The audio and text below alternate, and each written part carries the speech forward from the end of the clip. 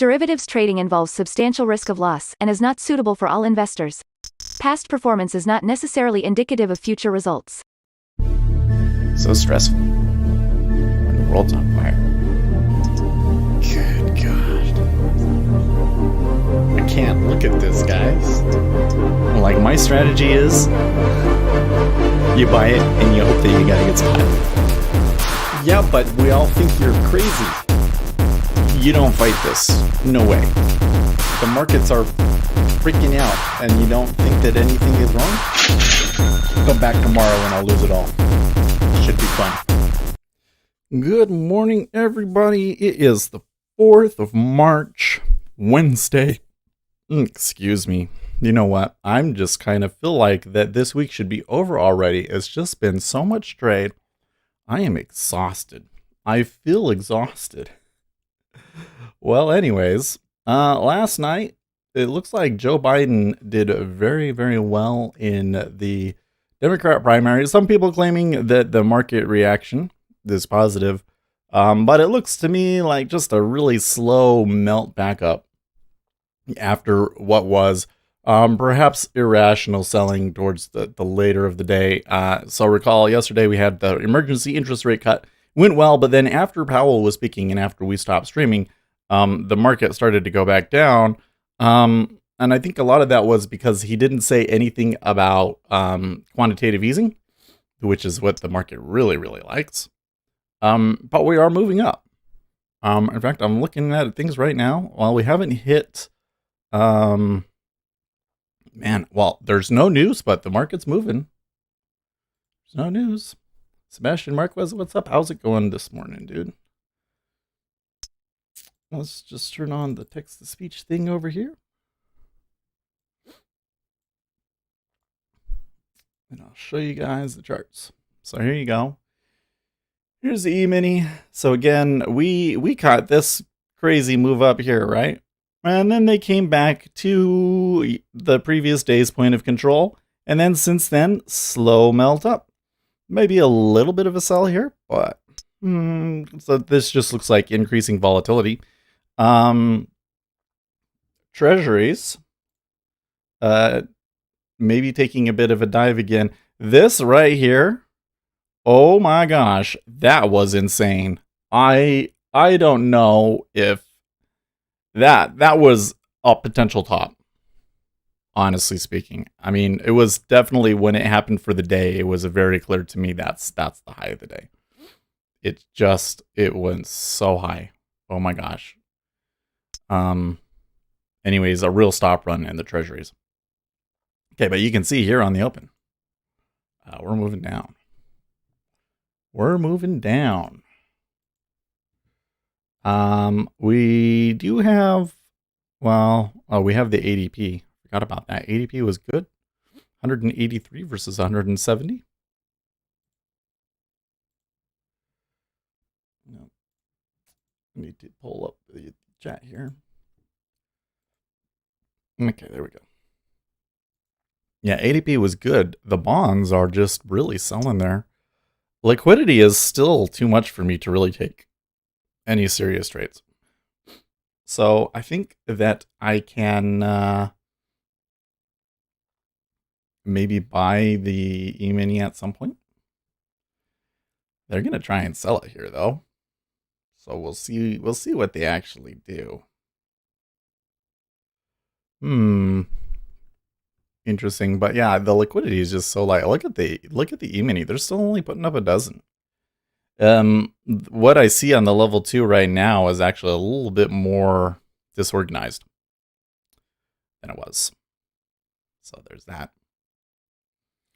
And look, when I reset this, the STOM looks all right, because before the middle columns, the texts didn't change the way they were supposed to.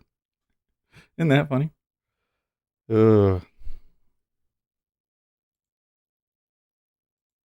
Let's see what we got going on here in chat. Pascal says we'll probably back to 3100. Yeah, I kind of like that thought.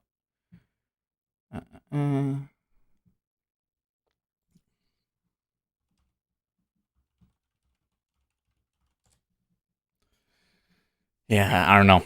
Trading conditions are still shit. So let's watch it. It looks like a really good short in treasuries. Are they gonna push that low of the day? I don't know. And this kind of liquidity, even though it looks like a really strong sell to me, they could just like bounce and move back up here. Like as soon as I take a short, it's probably gonna bounce, right?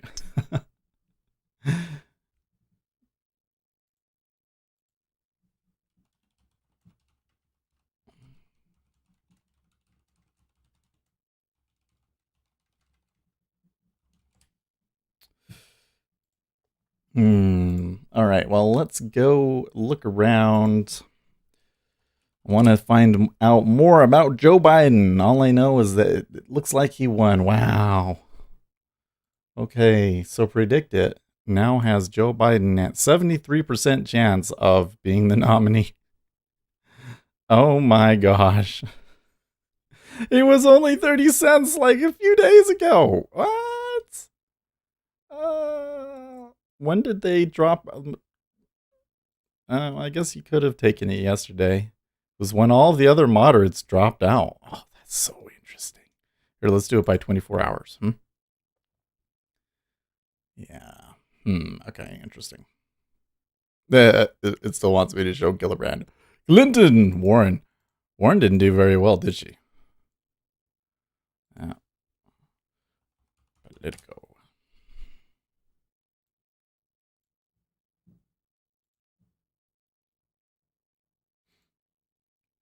They're not extending beyond 26 yet. Okay. So Biden got more delegates yesterday than Sanders.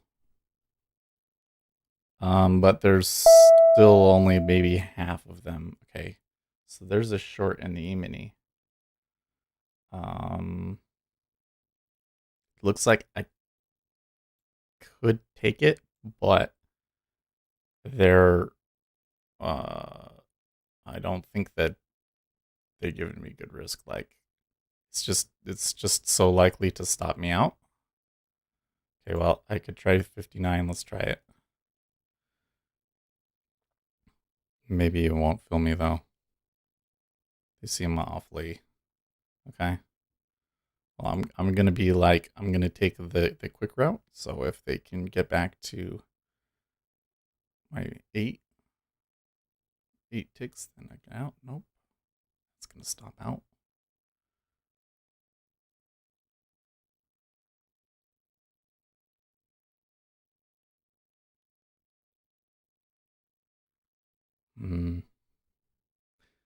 It usually will stop me out. There you go.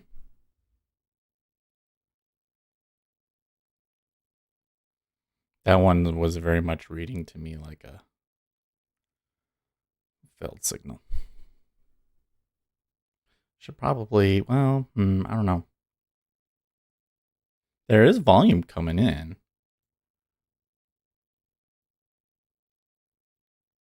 Oh, where is my, oh, I have it right there. They're buying it. I don't know.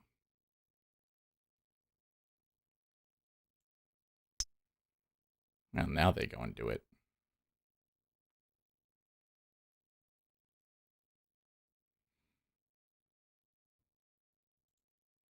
So dumb.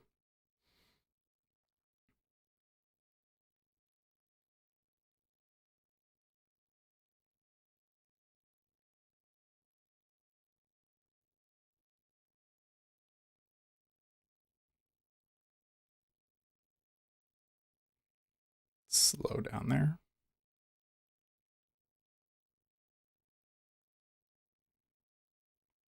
Could have taken 57. That really sucks, dude. I tell you what, I haven't been having a whole lot of luck with this.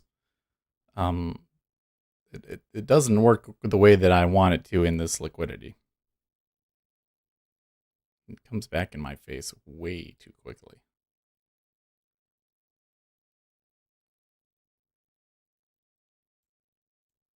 Wondering, do I have any spots that I can really And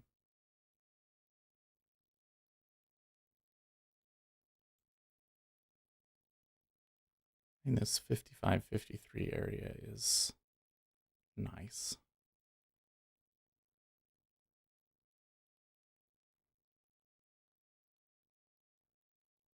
Liquidity is just so light. Look at how much it's coming back.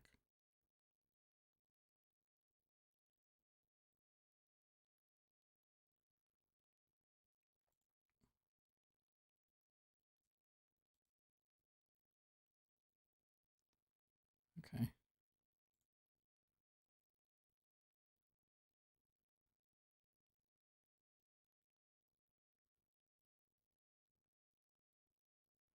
Mm-hmm.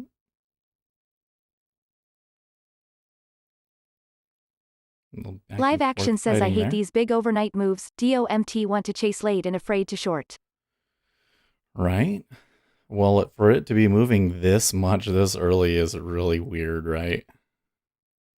Okay, that one worked. So I'm getting this thing where like my signal works, but it's like it just shuffles around way too much before it happens. So we might need to just like wait.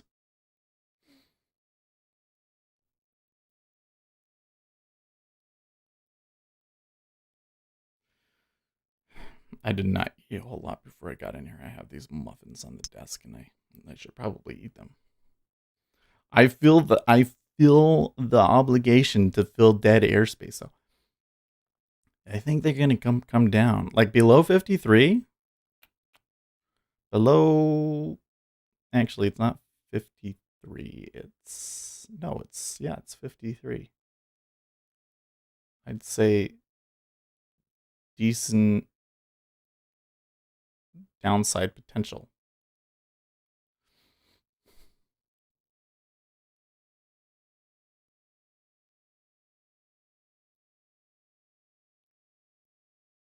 Uzi Knesset says I took 3 trades yesterday, got wiped out of 2 in less than 3 seconds each. Wow, Made it really? all back plus an extra tick. All within 10 minutes before I was like, yeah, I'm not touching this lol. Yeah, I mean, I took a sim trade. I'm still gonna toy with it. I think that we should be. I'm gonna try and be a little bit more serious about them today than I was yesterday. So I lost one and I made one. In this area, as much as I see some downside potential on this, I don't see a safe entry. So Uzi Knesset says the liquidity is just too stupid low. Yeah, it was just too stupid low. I mean, look at how much the E-mini moves. They're moving up one at a time because the robots need to trade 100. They have to trade 4 prices to get it. That's just crazy. It's just crazy. See that? See if I had gone short at 55. Nope. I need a better indication that. So one of the things that I'm learning in the E-mini, or that I've found so far, is I can definitely find areas where there can be momentum, but areas in which it's going to come up to a particular spot and like not get through it is incredibly difficult to pinpoint. And I feel like that in order to take this trade, I would need that because I don't have the momentum. Uzi Knesset says every trade is basically a Leroy Jenkins YOLO shot lol. Yeah. The E-mini is battling it out a lot more than you would think. Let's come back to our volume profile here. I think there's nobody is really in charge of the market. I think that yesterday, everybody coming in the late afternoon and saying, "Oh, the Federal Reserve can't do anything, and monetary easing isn't helping, and it's all over. Sell everything." That's what I was hearing yesterday on the internet. I think that there is probably a lot of uninformed participants in the market right now. But when I look at this, I don't see like either side clearly in control. So if we were going to go, I think that when that's the case, that what we want to do is look on the edges, the edges of where they seem to have control, right? Live Action says my data feed had a hard time keeping up when they cut rates. So up here short 3,100 or so. And then down on the downside, I'd say 3020. We're like smack dab in the middle of that. That's not a great trading location. So I think that if we want to take a trade in the E-mini, we probably need to stay out. Now, what about the Treasury? Now, the Treasury is maybe a different situation. The Treasuries might have to come back all the way below 135, but they might not do that. It looks to me like there was a really strong move up, but that they never agreed on a price. They never found balance. Are they going to come back up here and try and find balance at 136.08? Or are they just not going to find it and they're going to fall right back down here to this naked point of control? But the market is not Baron giving us a lot of clues. Says the problem with this cut is that now the market will be expecting more cuts and possibly even QE. Well, so the market is expecting 2 more cuts, which I don't know if expecting 2 more cuts is like a really big problem. QE, I don't know if expecting QE is really a big problem either. I don't know. I don't think that the financial system is as dire as everybody seems to think, that like if we do QE, that it's that big of a negative to the balance sheet and everything like that. Like, and the thing you got to remember is that if we go into recession, I still think that it's a good chance we narrowly avoid recession. But if we go into recession... Live Action says the news CLAIMD this Globex bid is due to Biden fake news? I think that's fake news. Let me finish this first thought and then let's cover that again. Yeah, I because it's a naturally caused, it's a natural disaster caused recession, I think that you bounce out of it a lot stronger, especially with all this monetary stimulus. I think that the real danger is throwing so much monetary stimulus that after Donald Trump gets reelected, that they have to tighten. I mean, it's going to bounce back hard.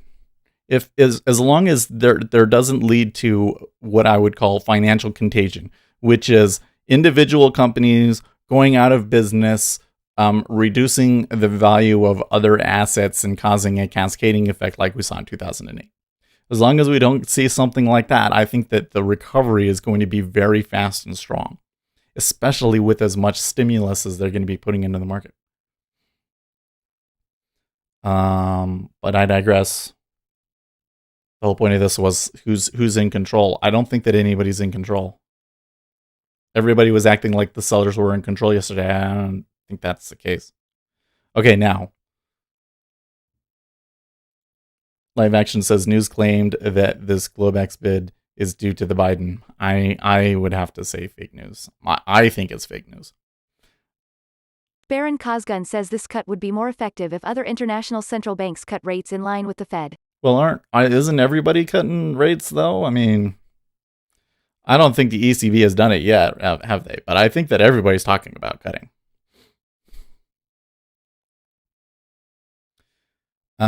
So coming back to the chart. When we look at this chart, okay? Live Action says why. Oh, hold on. Okay. So we had here's the interest rate cut, okay? Really strong move up. This day, remember, was insane. This was like the single largest daily gain ever, I think. 5%, okay? And then what happened? We came down and, well, we overextended on the top.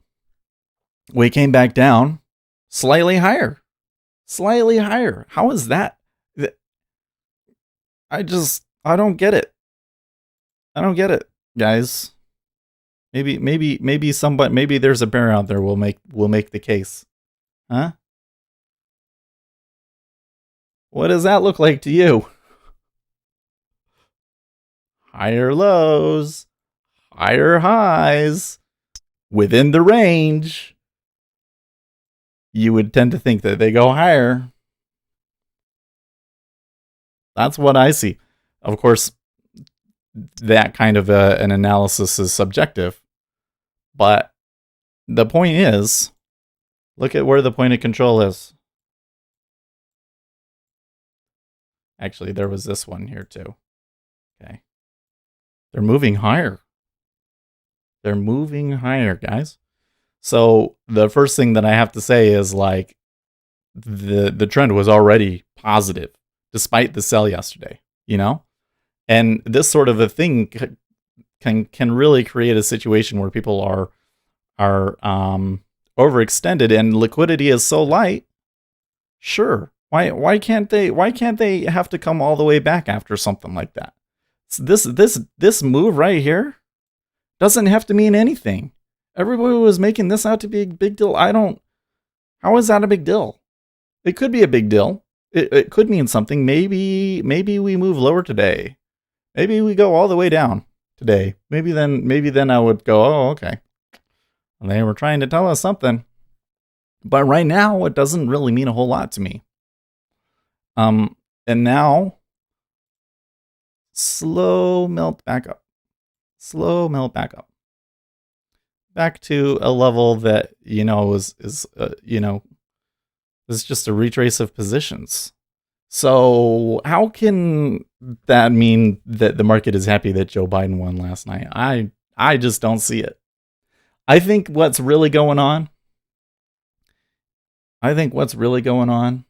is there's a lot of Democrats out there that really think that the Democrats have a really good chance this next election. And they will see what they want to see and read something into everything when it's not really there. That's what I think's going on. Because like, seriously, isn't making Joe Biden your nominee kind of like throwing the election? Like, you're gonna be serious, right? They're not gonna turn out for him. They're just not. Two old white men up against each other. Joe Biden is actually older. Joe Biden, everybody's saying that Joe Biden is senile. I don't know if he's senile. The thing is he always said dumb stuff, right? Like he pulled out of his presidential campaign back in 1988. Like I was a kid. I was like 3 years old and this guy was running for president. Can you believe that? Joe Biden was running for president when I, 35-year-old Seth, was a 3-year-old. I don't know, guys. That's a tough sell. That's a tough sell for them.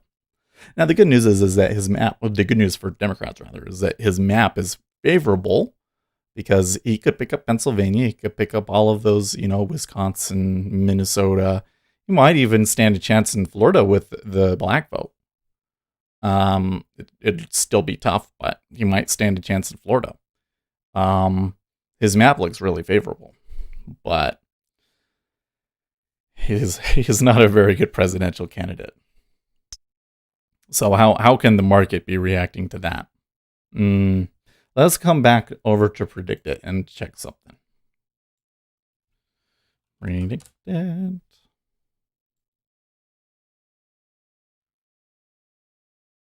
So we had just seen that Sanders is now the favorite by a long shot to become the presidential nominee. What about the general election? Has it changed?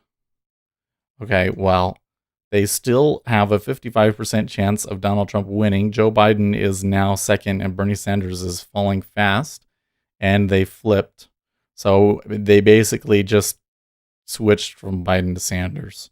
It doesn't look like any of this has affected what the market views as Donald Trump's chance of winning the election, although it has come back maybe a little bit by like, 3 points, 3 or 4 points over the longer term, but not this week. So I have a hard time looking at that. Strong move in the E-mini now. Come in. I have a hard time seeing the case. I just have a hard time seeing the case. Man, ever since now when I come back and I look at where I took that trade and everything, I'm like, man, that's really messy. How was that actually a sell? It wasn't a sell. It's a buy. Everything's green now. Are we green on the? Oh, I guess since we're at the beginning of the month, now we're green on the month.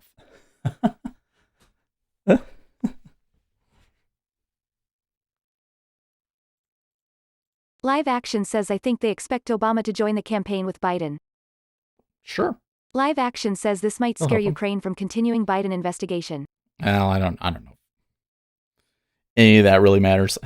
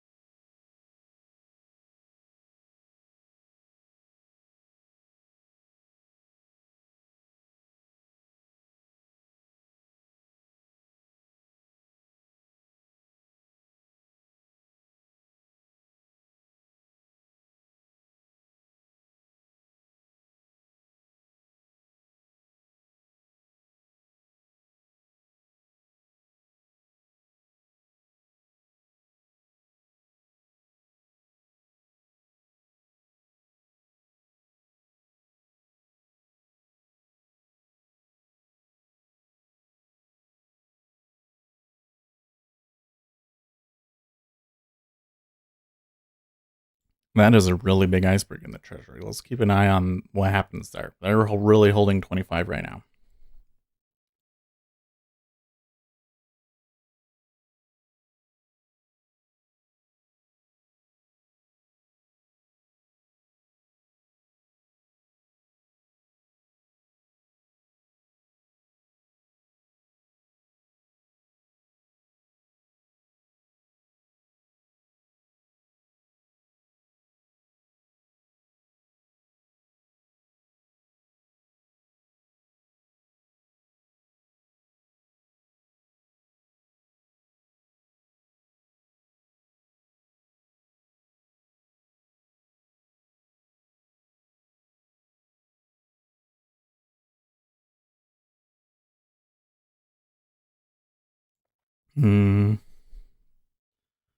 They bid up at 25.5, but they come back down.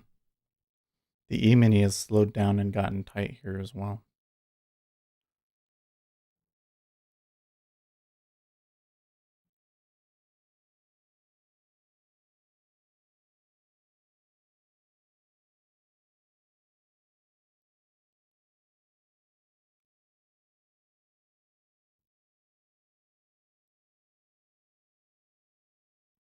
Treasuries are telling me that it would be reasonable to short. My momentum's definitely down at least. I don't know if they can get below that 25 though. Let's finish eating here.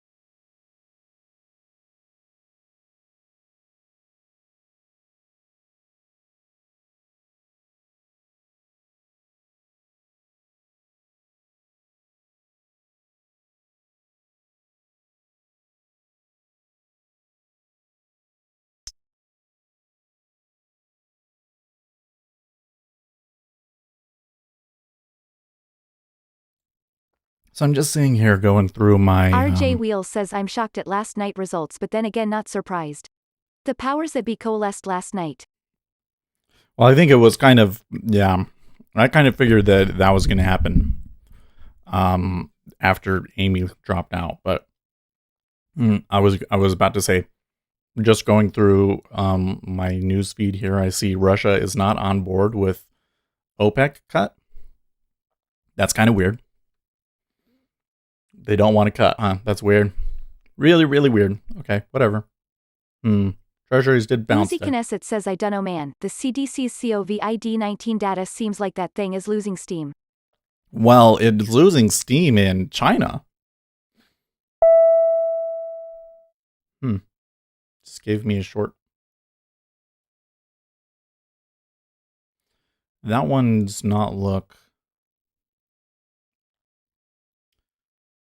No. Not enough trapped there. I guess I could have taken it as a hit into it at 30.59. Live action says so, China says. Yeah. The problem with the numbers, the issue, the difficult thing with coronavirus is that the numbers that are available to us don't really tell the public what they want to know. You know what I mean? Because it's only tested confirmed cases. And especially here in the United States, since we weren't getting out. Did you hear these stories about this lady? She had all of the symptoms. She did end up testing positive for coronavirus. This was in, up in Washington State. And she had to go through all of these hoops to even get tested because they weren't giving everybody tests. Like, they didn't have enough tests, and the tests that they had didn't work, and all this stuff. Now, the government has fixed it now, I think. So you might see an uptick in cases in the US.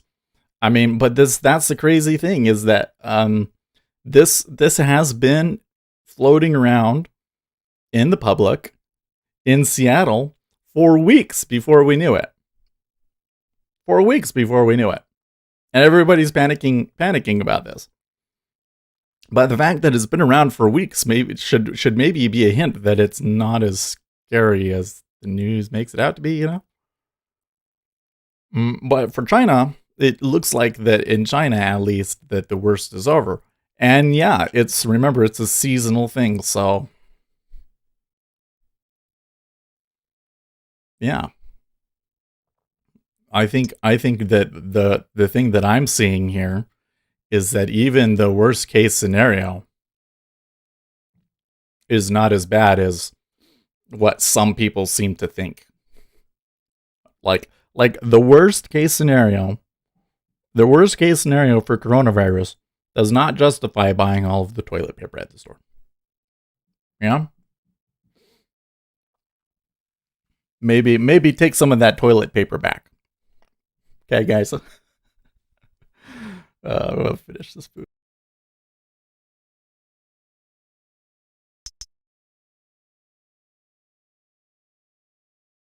Air Cages says, hey Seth, what's your reaction to the rate cut? I like it.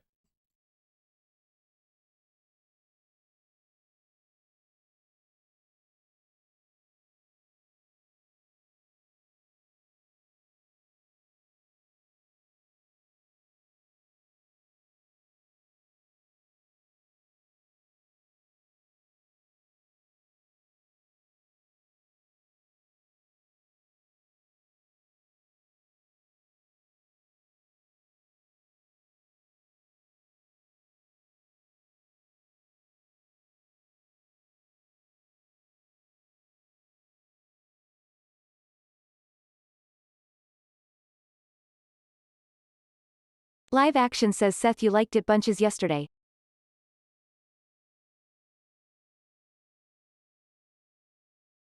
Maybe I'm biased because I made so much money off of it. For sure. For sure. It was an amazing, amazing move. Okay, so I don't know about, yeah. I Air like this Cages says trade, what but happened? I happen to have a sim order long Air when, Cages says did you trade it? yeah, I happened to be long when the news hit and I made like 700. It was a sim, but oh man, really?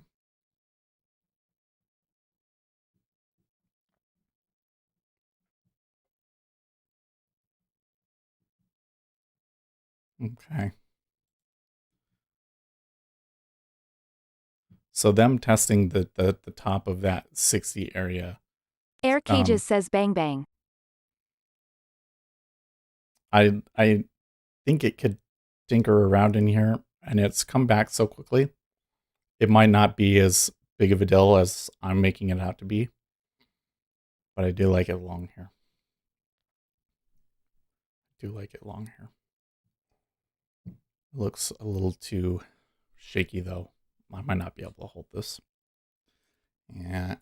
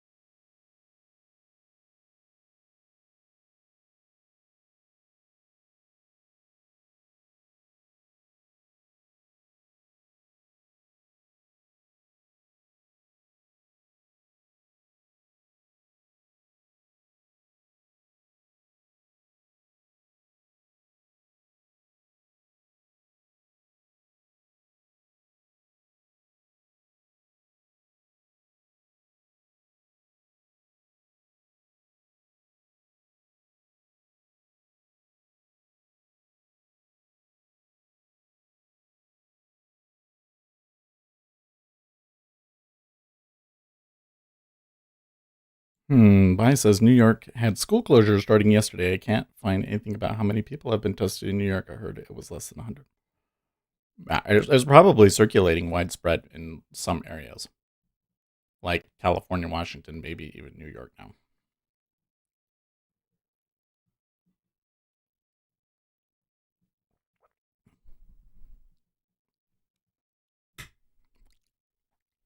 Overall, level 2 just looks noisy to me at the moment.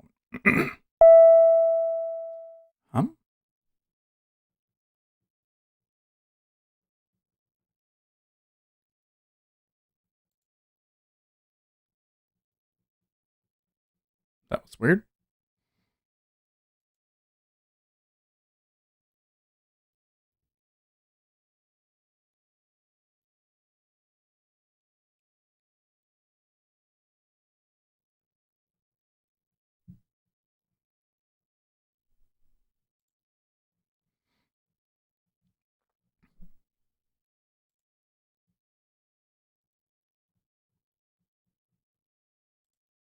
Okay.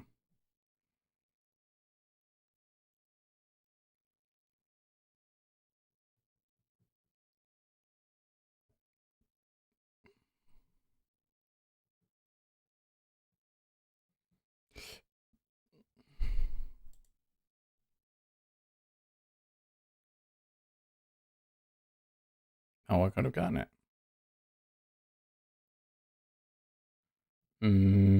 Oh, let's just move this just for the 1, 2, 1, 2, 3, 4, 5, 6, 7, 8.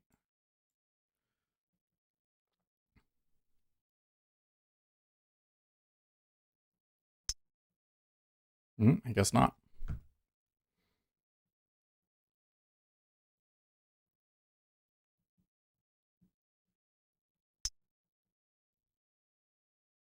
Maybe now some momentum short.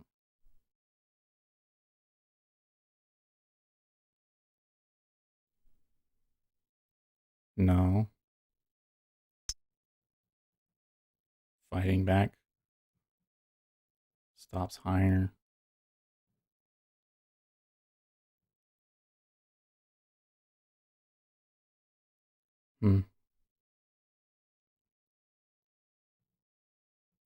Not sure I understand this.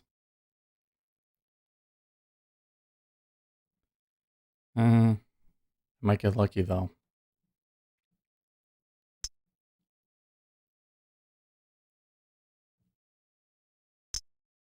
Sure seems like some good selling came in there. I don't know.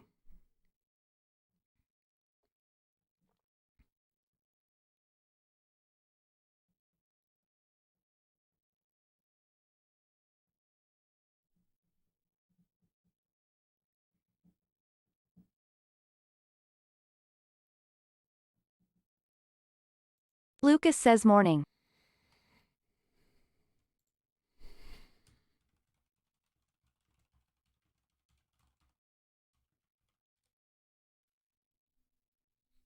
Good morning. Live action says looks like they're trying to hold it up here. Yeah.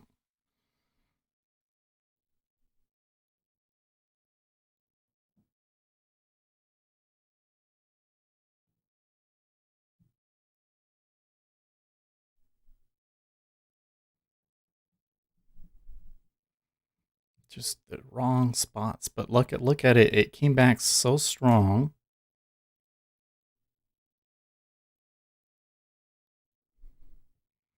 No.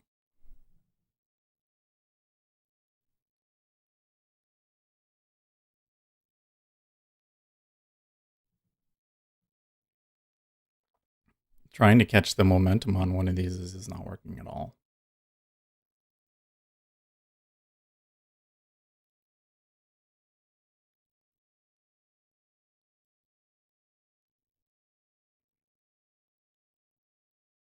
So it seems like a buyer came in and really saved it from the low there, low of the hour, and it came all the way back up and then it came back down so far.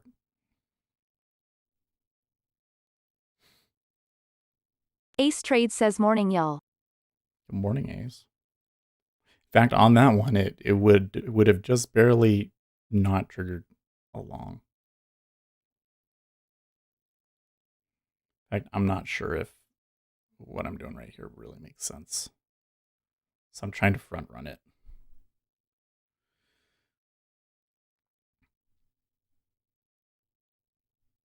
But you can see he's just not making progress.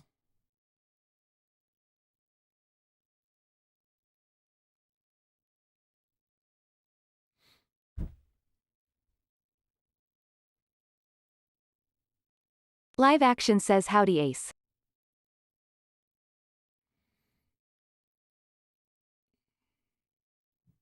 What settings are you using, Seth?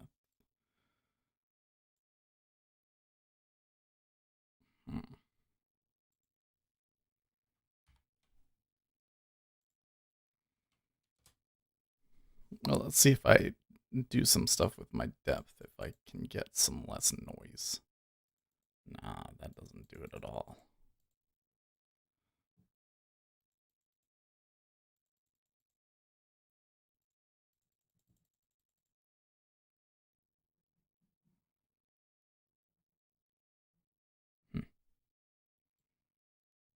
Don't know. Doesn't show me what book map is showing some people. It just looks like noise. Harlequin says man just went on our politics and always thought it is a Democrat Reddit. But no, it goes even further. Like 99% there are pro Bernie and shit talk the other Democratic candidates lol. Oh yeah, it's absolutely Ridiculous. Okay, that one was a little weird. Yeah. Not gonna continue up for me, huh?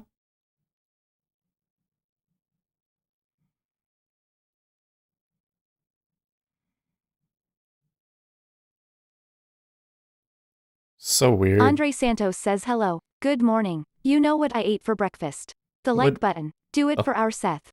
Thanks. That was great. I'm finding it interesting that I'm not even getting 8 ticks excursion on my favorable ones.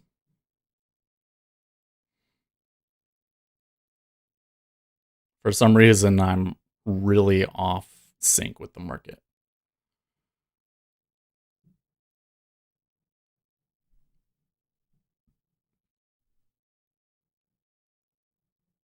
Okay. So that right there could be really positive. That one, I think we finally caught the trade that we wanted.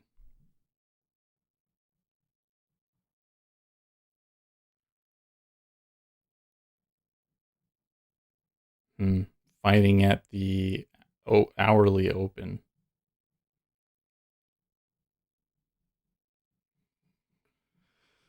Probably going to be a little bit of fighting around Uzi 30.52. Knesset says I think it's fair to say the market is off sync with the market. Lol face with tongue. I guess it's probably not just me.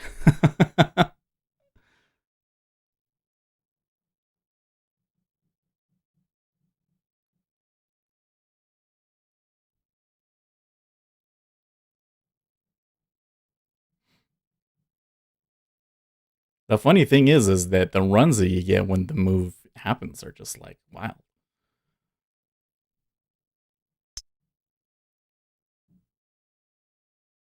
But then look at it, like they had the run. Okay. Can they go any further? So far, not yet.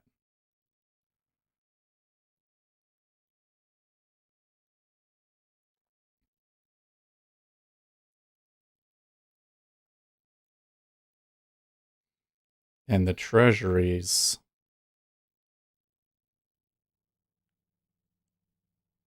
actually suggesting to me Gary Rich says well good morning all. short.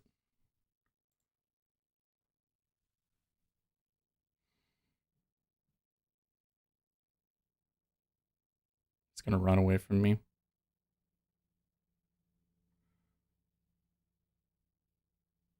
Something's up.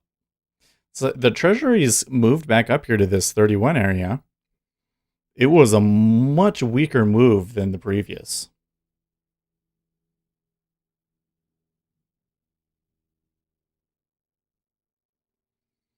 Harlequin says by the way I heard Trump is going for another tax cut. Did you guys benefit from the last one and what are your thoughts on the new one? I believe I did. Mostly because of the child tax credit. Let's see there, 29. I think you sell that. Now, let's try that one. Live Action says morning Gary.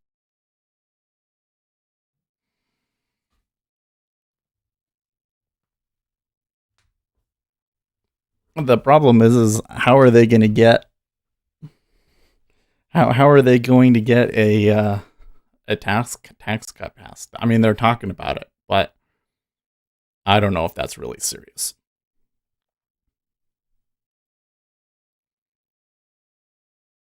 I don't know if the Democrats would go for a tax cut. I think that Congress could pass some kind of stimulus, but I think it'd be really hard to get tax cuts.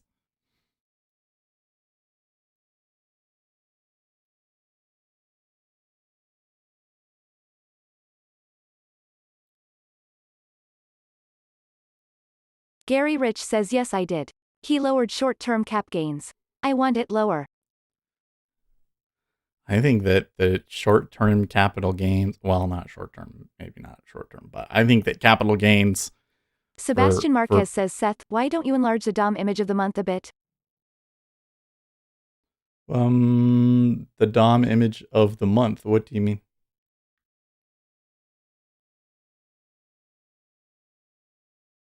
You mean my micro Dom?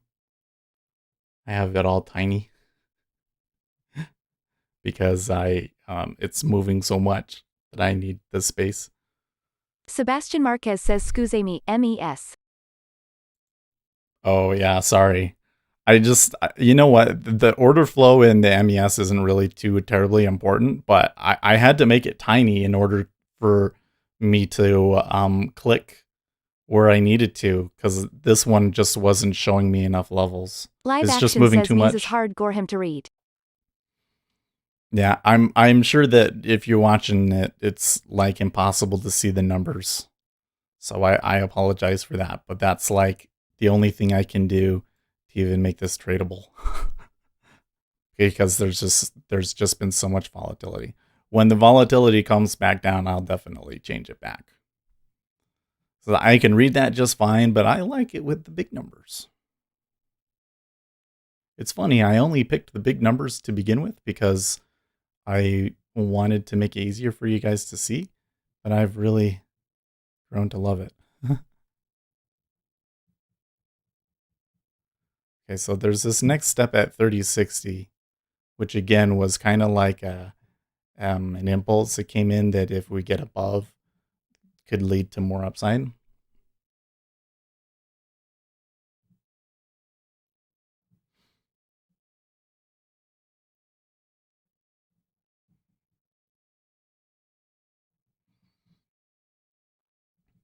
Live Action says Seth you have empty space bet when MES and ZB.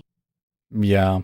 Well, what should I fill it with? Like, I'm gonna make it bigger again soon, so I might as well not screw everything up. I know it looks freaking weird.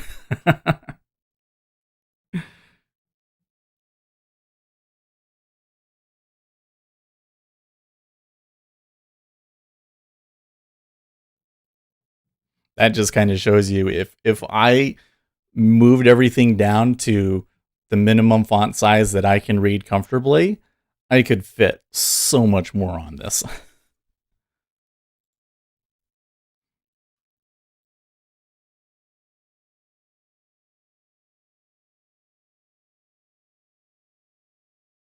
Hmm. Well, the E-mini is pushing down from where we got it, but not very well.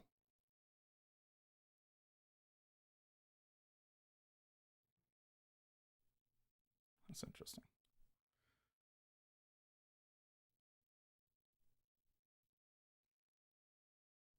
Forex Live says U.S. stock futures point to big rebound. It's so funny because they're just reading the number and I'm looking at the chart. And when I look at the chart, it's like, well, okay, this is just as big as every other move that we've had in this market. But when they look at it, they see, oh, 300 again. Like, that's huge. Huge buy. News. News. Well, look at that. Buy all the things? That looks like a buy all the things. I might be the wrong way in this ZN trade.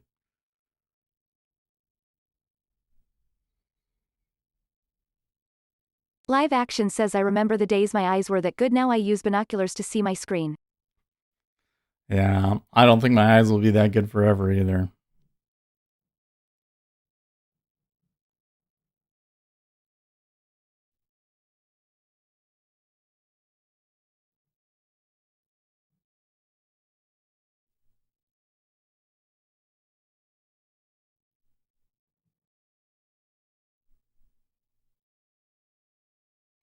Okay. So this is interesting. So notice it's acting a little bit different now.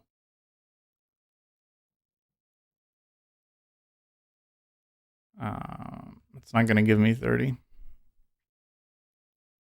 Hmm.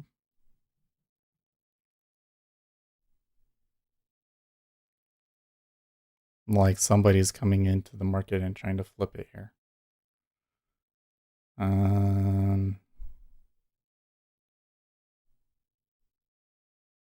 Live Action says geesh, are we ever going to rotate down, trailing entries not getting hit? Mm-mm.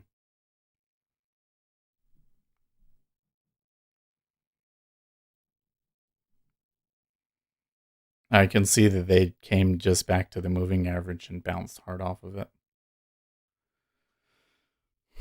They might test it again. Let's see.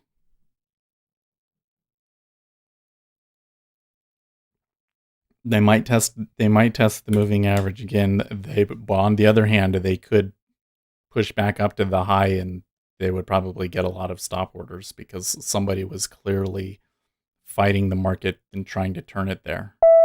You can see him coming in again with his sweep. Now it's a little bit too late.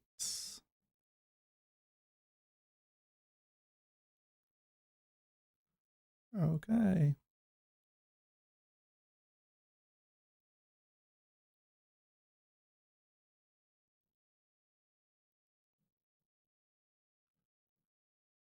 What? It's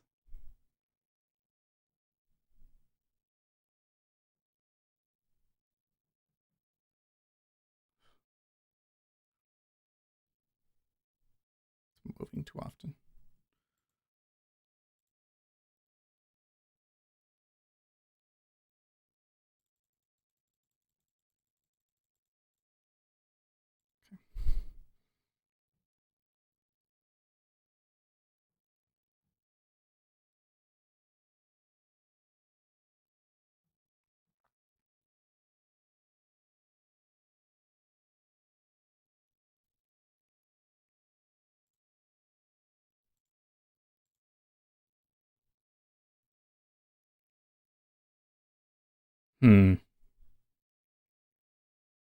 Buyers beat out that bar, huh? With the point of control moving ever higher. Okay.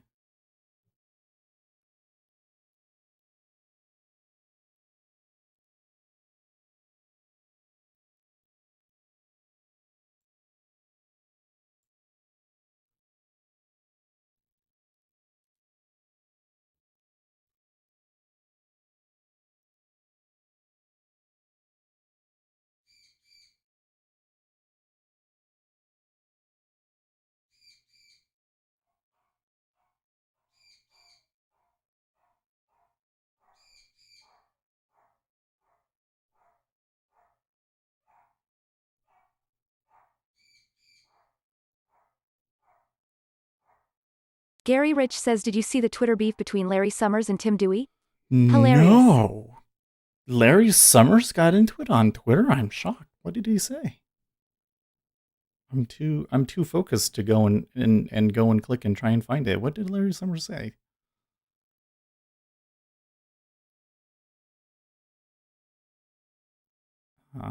This is so weird.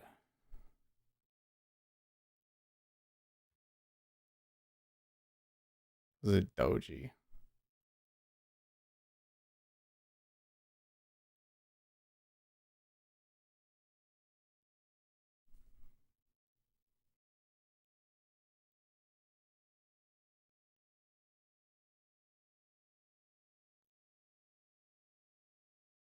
I would really like to just let this ride and see what happens. That's kind of giving me a little bit of anxiety. I mean, the thing is they had a pretty strong sell there, and it looks like that they're holding it. In fact, the volume is all coming in at that 30, 59, 25 area. 30, 60, let's say. So, I don't know. They're not giving in. But it just looks so close, and then you get the sweeps like that, right?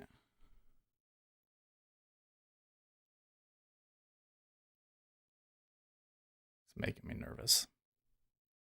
I would like to hold it. This can be, I think, a tendency in me that maybe it sometimes is good and sometimes is bad. Because sometimes it making you nervous is a good thing. It means they're trying to squeeze you out and they're not. And the market's on your side. You know? So it's when you're like, yeah, get out of here that it's like you have to think, okay, it might stop. Now it's getting very volatile. It's starting to get very volatile here 10 minutes before the E-mini opens. Continue to push up. They haven't beaten out 3061 yet. It looks like they could make a run for it. I do believe, given the way that we had some sweeps and stuff like that, that if they're able to push above 3061, that you could get a pretty decent stop run. Donald Trump, I will be going to the great state of Tennessee on Friday. The USA stands with the people of Tennessee 100%, whatever they need. The tornadoes were of record size and velocity. God bless your loved ones and all of the families affected. Thanks to Governor Bill Lee and Marsha Blackburn. Okay.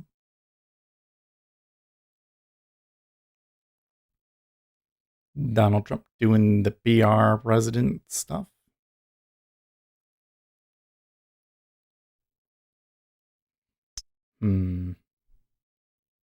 Winston's mom says, continue to push, yes, and continue to push, like, good morning. Gentleman speculator Seth, are you ready for the open? I don't know. 8 minutes, I don't know if I'm ready. I feel so nervous.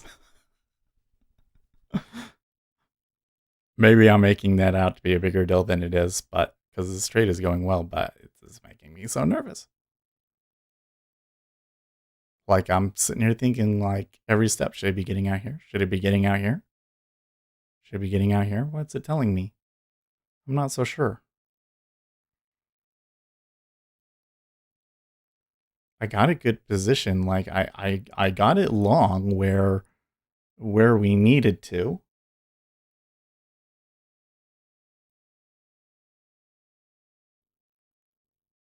I just, Winston's mom says, did the baby let you sleep okay? Yeah, I woke up this morning and I thought that it was probably really early because I hadn't been woken up in the middle of the night at all, and I just slept all the way through.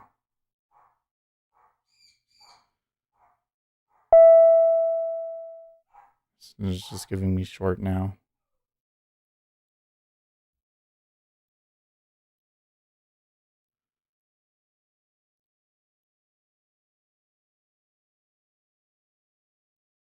That's awfully close to the open. That's interesting.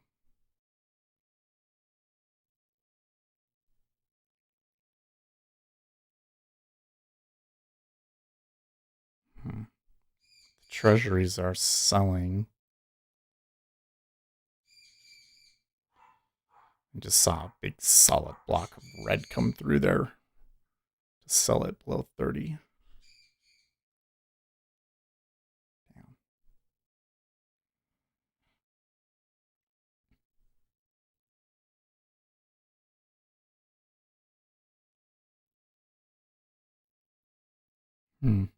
Winston's mom says my son never slept well, and so when my daughter slept through her first night, the first day home, I woke up and thought, oh geez, my child must be dead. Lol, she was must not. be dead. She just slept well. Live Action says, Seth, was that Bella signal to go short? It was. Well, not as yes and no. It was the signal to go short, but it was very much against trend. So I wouldn't necessarily take it.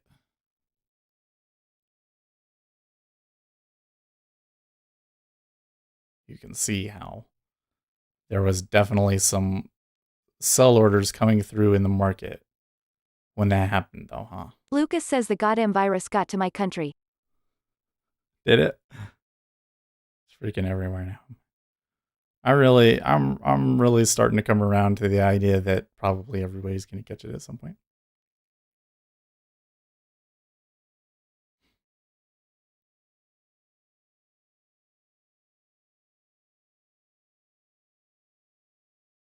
It's okay, guys.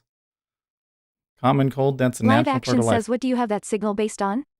It's based on a moving average crossover. So what I would say is that, like, if you have a good uptrend, for instance, it's going to come down and give you a ton of short signals that are all going to fail, right? When you're having a strong uptrend. So that's why I was saying, like we're positive on the hour, positive on the day, on the week, on the month. Like, everything says up.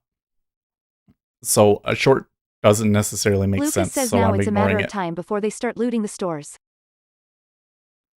And like I've said, if we take a trade every time that it makes that ding sound, I don't think you come out profitable. But we did get some short impulse for a little bit. It's just like, look, it came down. So it was at what? It was 30.58. Winston's mom says Lucas, it might be time to consider stock up on supplies and preparing for lockdowns. Try to wear a face mask outside because this will remind you to stop touching your face. Did it, and then it came down to 55, and then it came back up, and now back up to here. So here again, it's a little uncertain, but if they're able to break 30.61, I think you could see some stop orders. What's Paul Krugman saying? If Biden wins the nomination, a lot of Wall Streeters who said that Sanders winning would force them into reluctantly supporting Trump will have to come up with a different reason for voting Trump. Paul Krugman, sad but true, but also true but not sad. Wall Street overestimates its power to buy elections. What doth it profit a man if he lose his soul and gain American Samoa? What?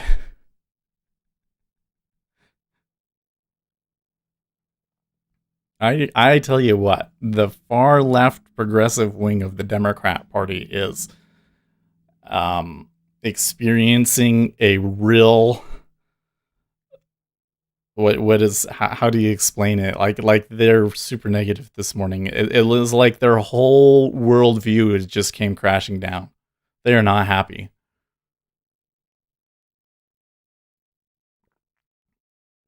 They are absolutely shocked that Bernie Sanders is too progressive even for his own party, and that people are willing to vote for freaking Joe Biden. Uzi Knesset says Twitter gives them false hope.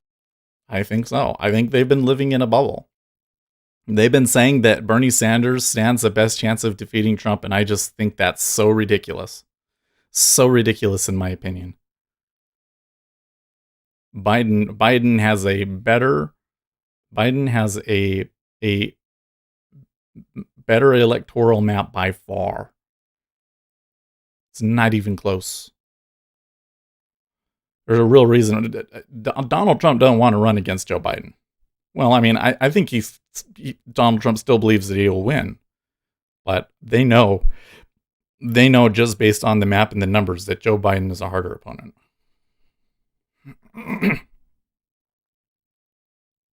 Uzi Knesset says exact same thing happened with the far left in UK.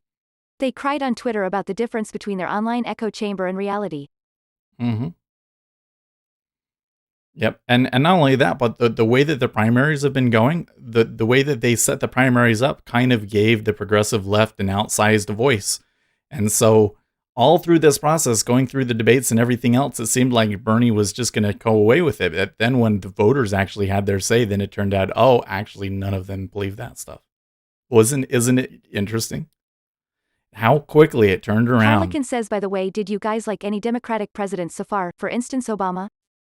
Sure, I thought that JFK was a great president. Winston's mom says it's pretty obvious from the tweets and from Brad Pascali's comments, Trump would rather run against Bernie than Biden. Oh yeah. And we know the Russians 100%. are running a campaign to push Bernie forward. 100%. Live Action says wonder if Bloomberg will double down since he won Samoa. He was saying that he's reconsidering it today. I think he's going to drop out. Jerry is awake says that's like calling me a pirate because I eat Captain Crunch in the morning and drink Captain Morgan's at night. You know what, mom though? says I voted for Clinton. My first Democrat. All the calls for people to get out, I think in the end, don't end up mattering. Like Elizabeth Warren didn't do all that great. Elizabeth Warren isn't why Bernie did so bad yesterday. And I don't think that Bloomberg had, well, I got stopped Winston's out. mom says Bill Clinton, not Mrs. Clinton. I really wanted to hold that through the open and see if it could hold, but it did not work out. Should have taken the 40. But look, it was so close. Like, they just barely stopped me out. And now. Okay, this open has not been as high volume as it Live should. Action says my friend was on Clinton's security team. He told me she is a pos. I've heard that from many people, actually. that they are not nice to their security detail. See, this is what I RJ wanted. Wheels says, did he win Samoa or buy it? No. Tulsi Gabbard won a delegate in American Samoa, right? Damn it. That couldn't have gone worse.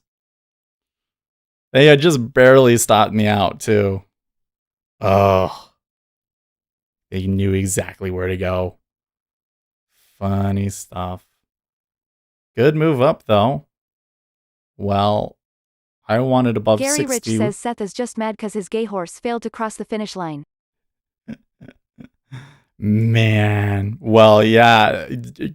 I'm just really shocked that they would go for Joe Biden over Pete Buttigieg. But I guess I must be underestimating how likely boomers are to vote for these older politicians that they've known. You know?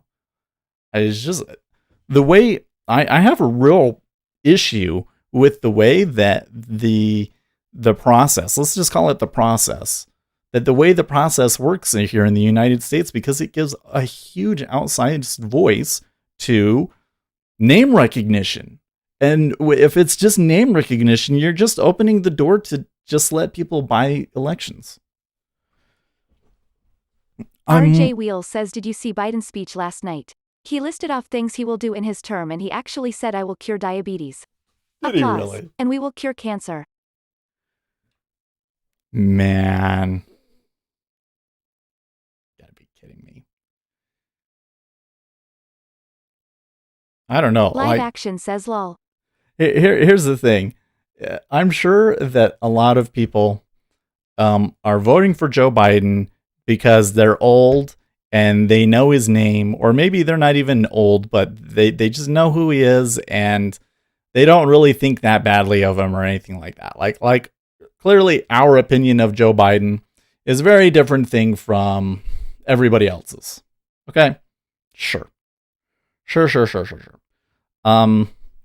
But there are many people out there that are endorsing him no better.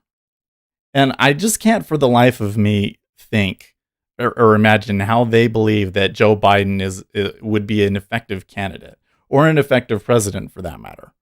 I just don't see it. And my only conclusion from all of that is that the Democrats are literally going to throw the election to prevent Bernie from being their nominee. Like that's what it looks like to me. They're literally willing to just throw the election.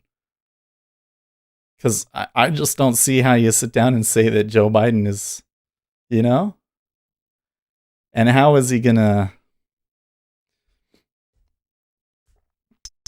I just can't believe that they picked Joe Biden over... Like think about what were the things that killed Pete Buttigieg, right? Like the wine cellar thing and all that sort of a stuff. Oh, okay, so you go for Joe Biden? Really?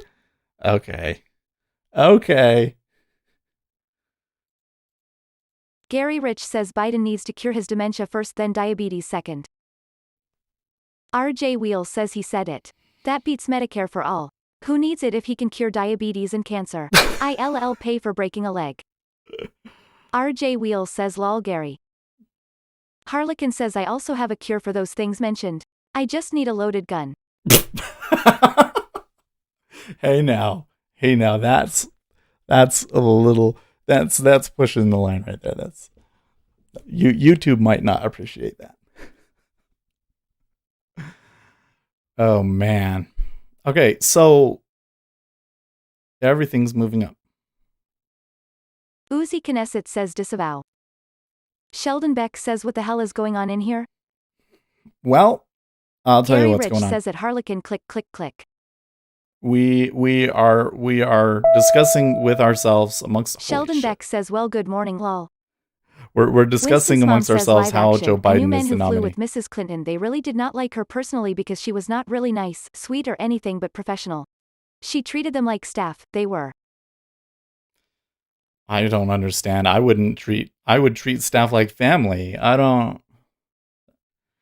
Whatever. Yeah, I was thinking about this the other day. My feeling, like if there was somebody, okay, say I had a job where I had a secretary or people that worked under me, like that would be so cool. Like I would want those people. Uh, I wouldn't be treating those people as just like some random person that I don't care about. Those would be like the most important people in the world to me, aside from my family. Uh, and if I had the chance to meet any of you guys in real life, I think that I would probably be more excited about it than you guys would be.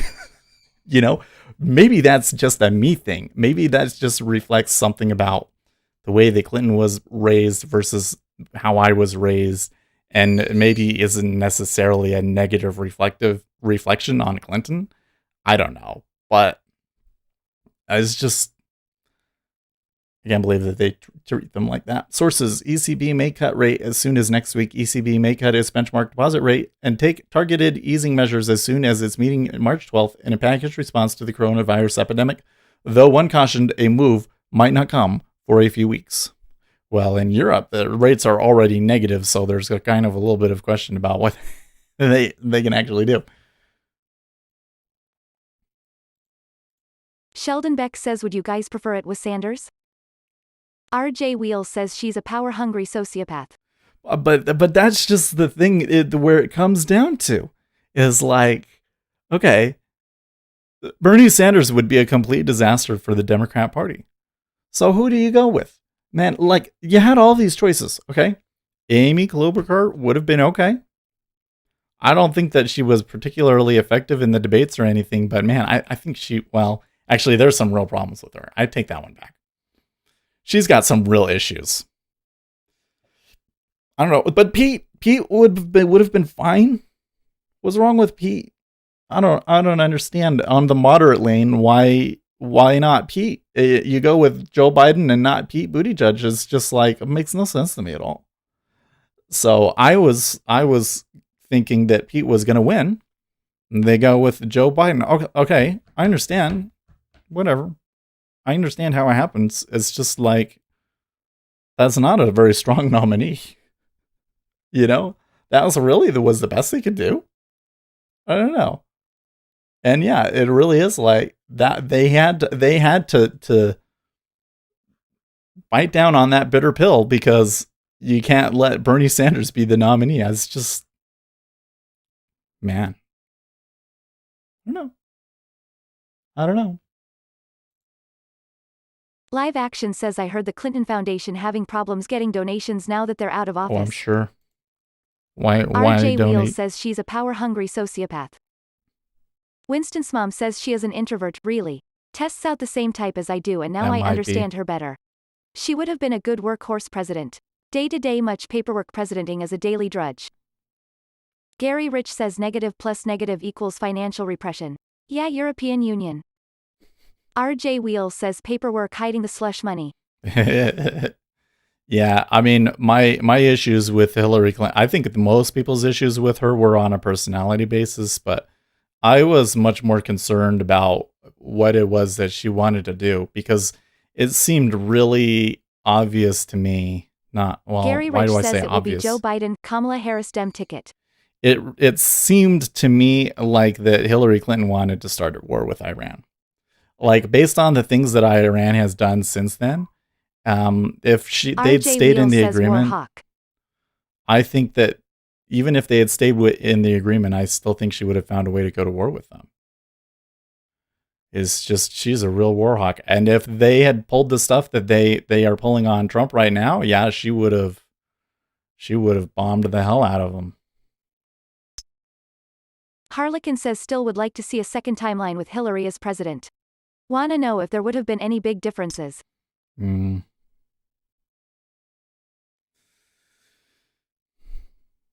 so we're back to the 50 area.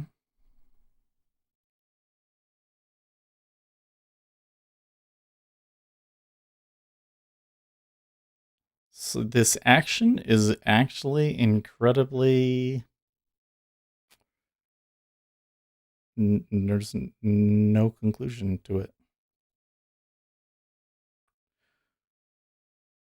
maybe the Fed fixed everything. Stocks are bid, gold is bid, oil is bid, bonds are bid, says the market here. Yeah. I see the signs of a market being propped up by central bank easing, which is as it should be. RJ Wheel says not as far as impeachment goes. The Republican would have tied her up just like Dems tied up Trump. No. Live Action says Kamala Harris the one who wants to executive order against the Second Amendment. Republicans would try, but just like they did with Obama when they did all of the investigation into Benghazi or Crossfire. Winston's mom says he is not live streaming now, but his channel would be interesting for you. YouTube's version of Reddit on the left.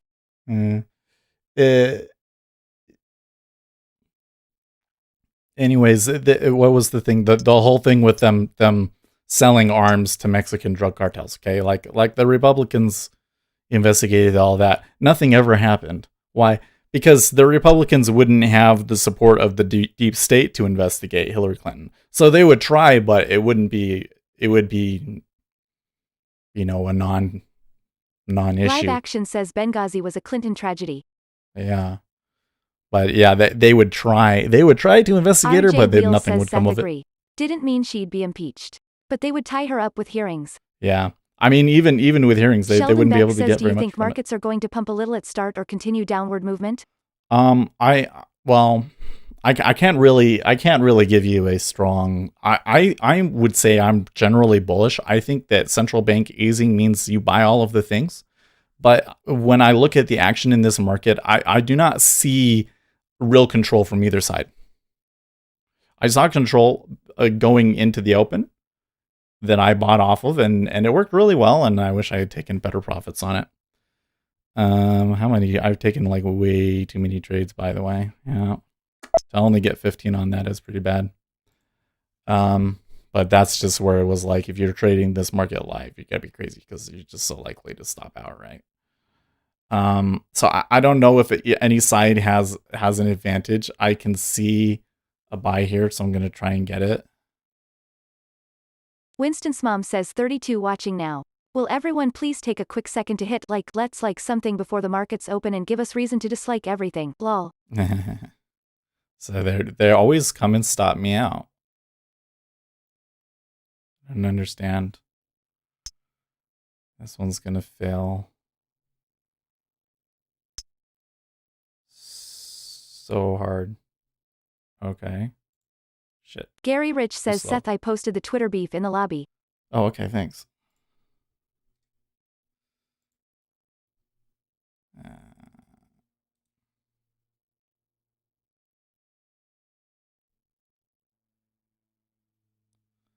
Yeah.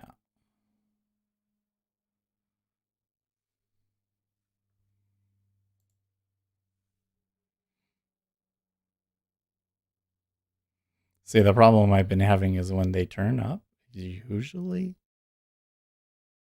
is work out, but they stop me out like 6 times before it goes.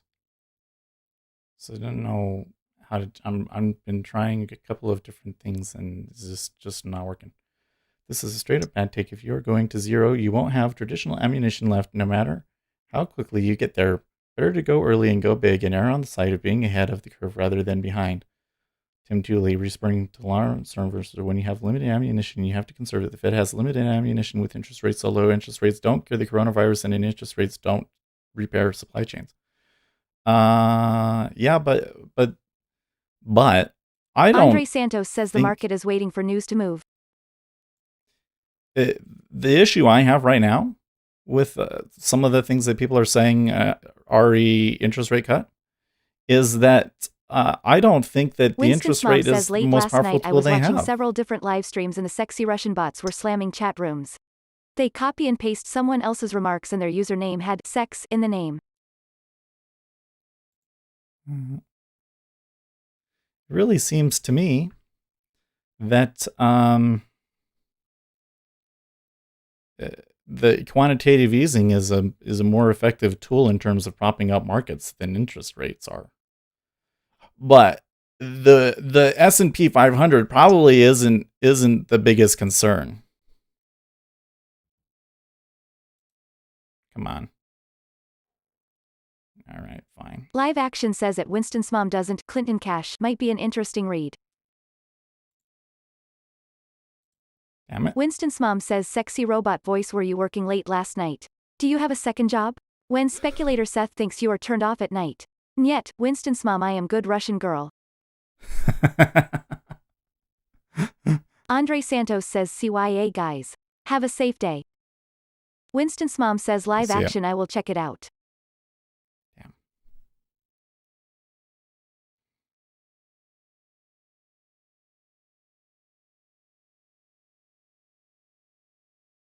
So it's giving me a pretty solid long signal. And RJ Wheels says Clinton Cash is a great read. Winston's mom says bye Andre Santos. Happy Wednesdaying.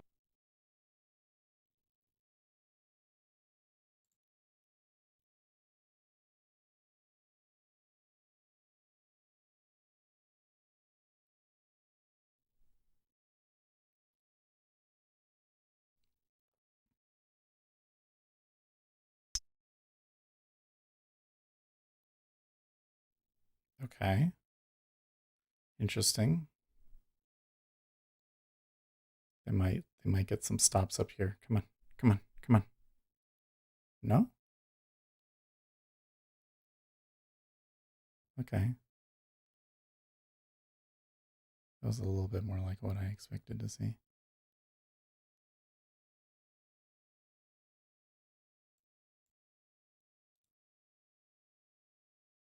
Okay. Oh, that's looking way more positive. See, why did you have to fight me so hard? Why didn't you guys just do that before, huh? And they're still fighting it. Lucas says the daily in S shows some consolidation around these levels. Yeah, it sure does. 30-50, right?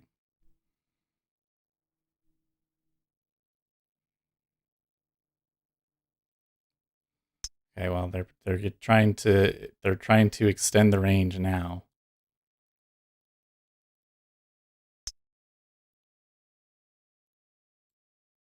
Winston's mom says Schweizer wrote Clinton Cash. That is a Mercer-funded book according to Wiki. We have Mercers in our family. I sure wish we had the Mercer cash. Bannon is a product of Rebecca's interest. No, come back. Fuck.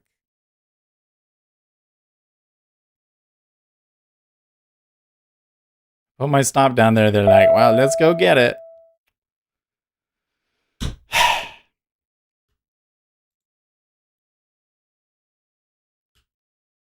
Such a hard time trying to get anything to run. I mean, like it runs, but then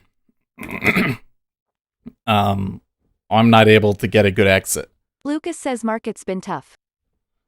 Lucas says it's okay, Seth. And now it's giving short. So it is now in mud, essentially, at 30-48, really.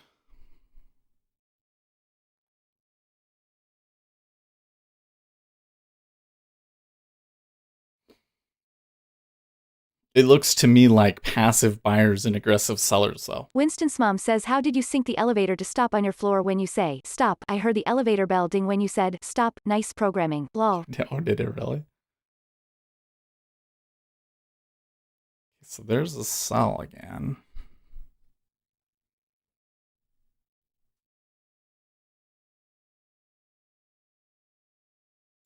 So like there's my... Actually, we should do it like... we should do like a stop limit order.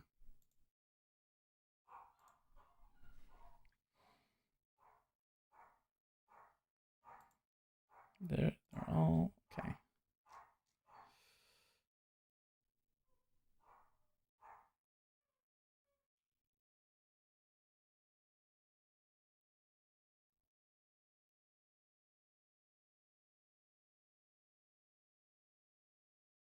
No, they're going to stop it out first. No. See, I want momentum through there.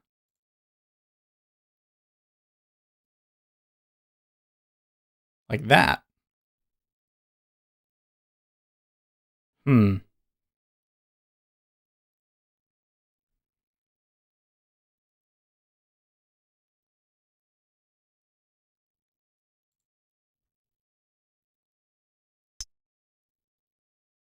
See, there's just no way to trade this without like moving this down to here. Watch them come down and get my stop now.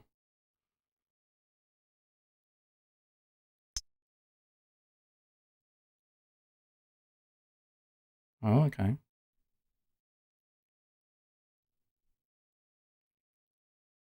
Uh-oh.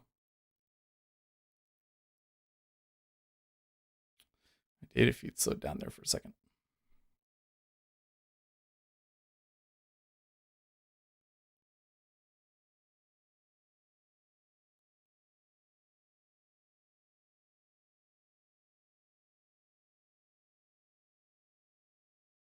Live action says this market's so fast I get filled before I even click. Really?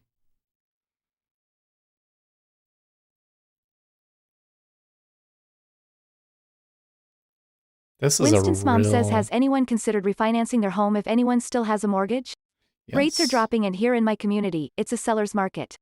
I think it may be an advantage to take in a month or so. My wife was... Uzi Knesset says yes. I tasked her with going out and calling people yesterday. She had a hard time getting anybody to give her a rate. Damn it. She had a very difficult time getting anybody to give her a rate, but it looks like you're looking at 3.5 right now. Which I don't know. I got like 4, so I don't know if that's enough to justify it for me yet. But hey, it could go lower. Hey, maybe we'll get negative interest rates and they'll pay us to have mortgages. That'd be awesome.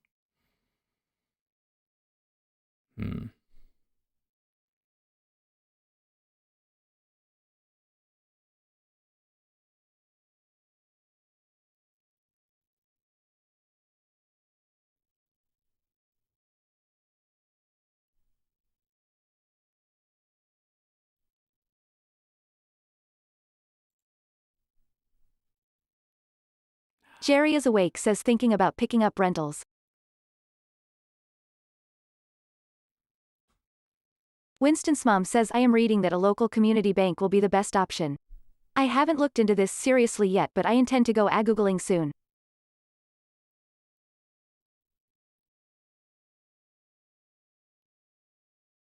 Googling soon. That's funny.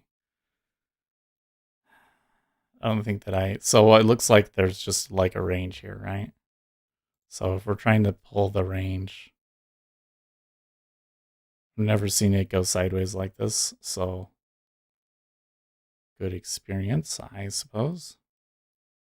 It's not working out though, does it? Most of these that I've been taking longs? Yeah.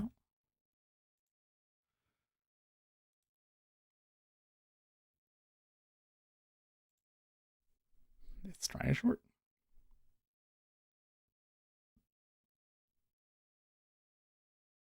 Short's not the best in this situation though.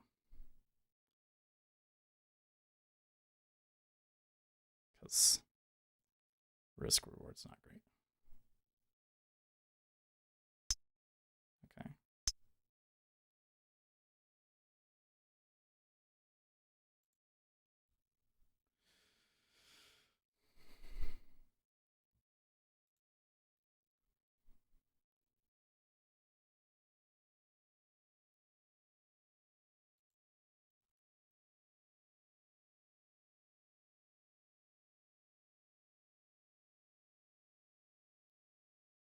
Yeah, almost. Cool.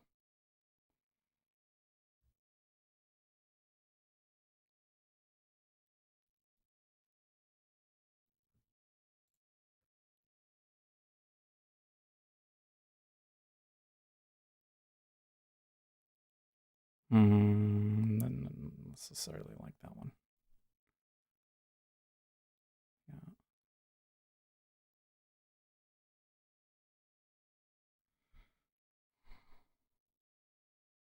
Winston's mom says, did you see the storm damage from the tornado in my state? Wow, we had bad winds that night, rain and a tornado watch. I slept with my phone just in case a warning siren went off. Well, I heard the president talking about it, but I haven't seen pictures yet.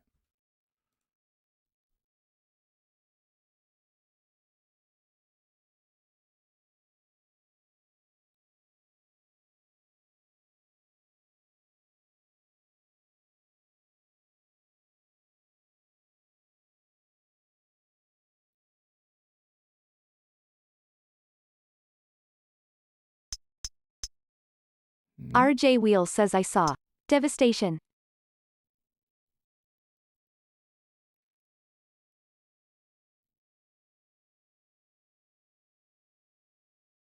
They tried really hard there, but Gary they were Rich not able says to at get it to turn. MOM stay safe.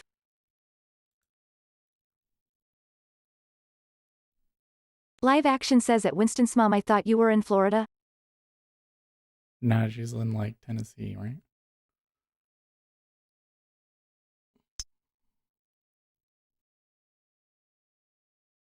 There are now 6 confirmed cases of coronavirus in New York State, per Governor Cuomo.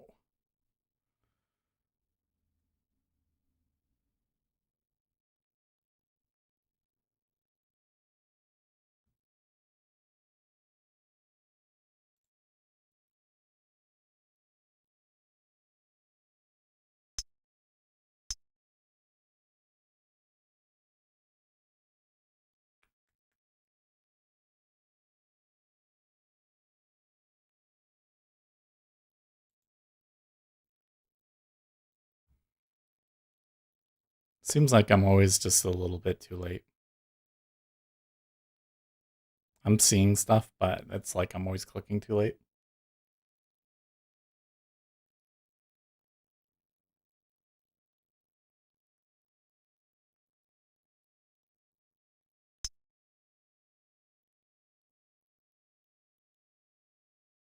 Gary Rich says at Live what's the name of the See, like, Demetrius Axia wasn't- video where he made a killing? Winston's mom says Live Action we lived in Florida but moved here in 2012. My family is in Florida and that's where I grew up. See? I see it and then I don't get filled. And then I miss the excursion.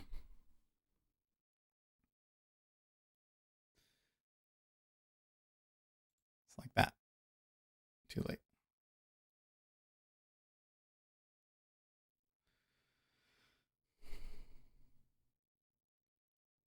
Or I'll get out of it too late.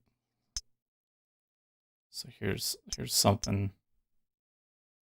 Now it's gonna come back on me.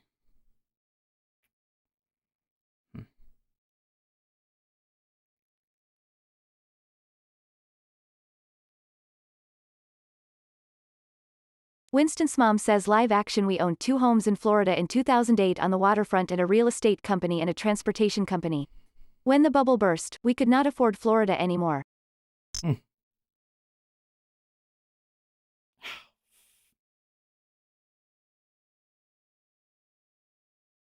See, and it also seems like I am with the crowd. Because I'm getting hit on the stop run. Oof.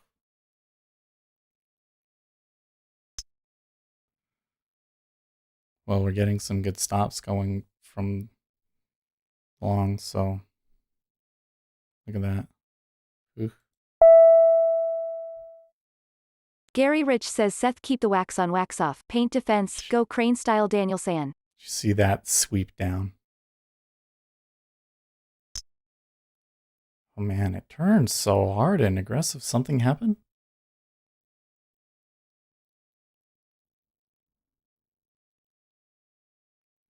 Winston's mom says lol. RJ Wheels says the bounce backs are unmanageable. I can't use my usual stop trail procedure. No. And where do you know where to take the profits? Manolo I would Cardenas like says to just news. hold it. I would like to just hold it. Oh yeah, we had the market services PMI was 49 support. Okay. Market services PMI in line. Composite PMI 49.6 in line. ISM non-manufacturing 57.8. Bank of Canada interest rate decision, they reduced by a quarter. Or no, by half a point, which is maybe why the market's moving up. It's the Bank of Canada. It reduces the rate by 50 basis points. I didn't realize that was coming. My bad. ISM non-manufacturing PMI 57.3 versus 54.9. New orders 63.1. Wow, that's really good.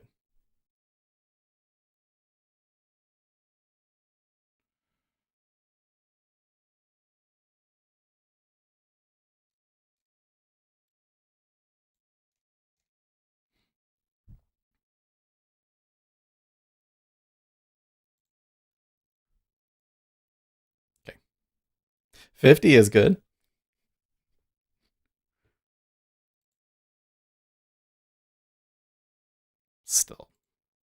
Still not doing so hot. There's just way too many. So what are we hitting? 1, 2, 3, 4, 5, 6, 7, 8, 9, 10, 11, 12, 13, 14, 15, 16, 17, 18. Gary Rich says our markets are not gonna have Block a soft or by. hard landing. We just gonna as skip along the runway. Like a dog dragging its butt along the carpet. Funny to see, bad to clean up. A little bit more. Live bit action less than says, geesh, I am 20%. such a nit, sometimes closing these trades too fast. 1, 2, 3, 4, 5, 6, 7, 8, 9, 10. 10 out of 25. I'm hitting 30%. Winston's mom says the good news is Bentley rolled out a $2 million card despite the virus concerns. Gee, Seth, do you want to run out and sign your name up for a new Bentley, only $2 million? Geez. Oh man, yeah. If I was rich, that's what I would spend all my money on, is a Bentley. Bank of Canada cuts rates by 50 basis points and is willing to adjust policy further if needed. And Rand Squawk posts a picture of Kermit the Frog going crazy. Yay, buy all the things. Do buy them. No?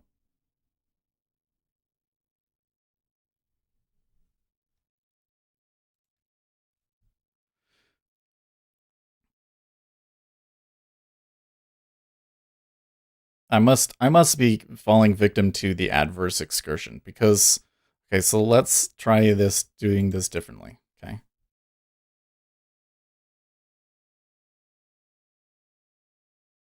RJ Wheels says, can Matthew take it ice fishing?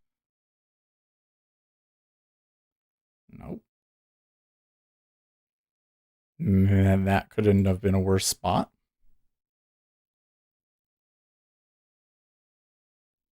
Okay. Works a little bit better.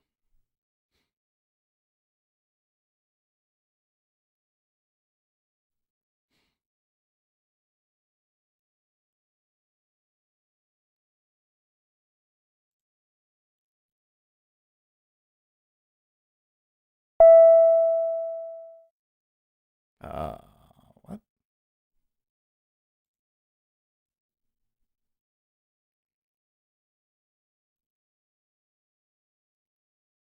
No, well, now I'm not quite sure what to make of this.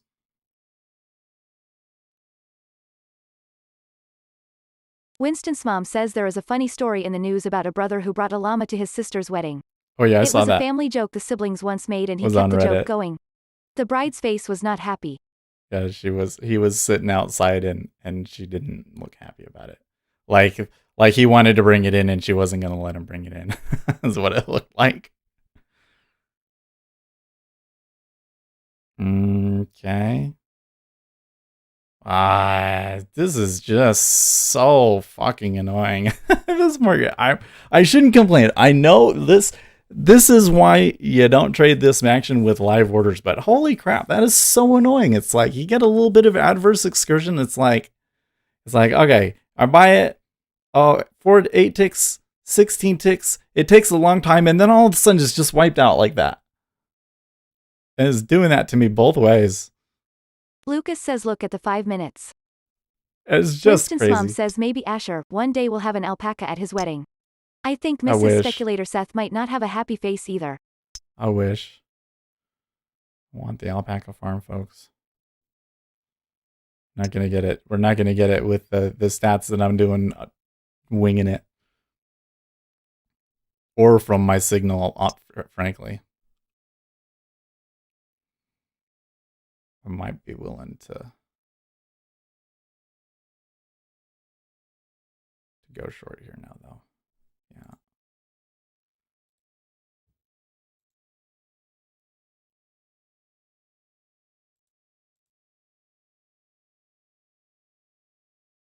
Damn. That comes back so hard. Live Action says Seth you might try multiple trades simultaneously S with ZN. I don't know if ZN is being much better. Live Action says 6C good too. The thing that bothers me is not that I'm losing. Because, like I said, it's sim, and we know that this market is not going to be favorable to us. But what bothers me is the win rate is so absolutely terrible. If it's just noise, it should be a win much closer to 50. Gary Rich says instant 2 minutes cup of noodle scalping is tough and rough.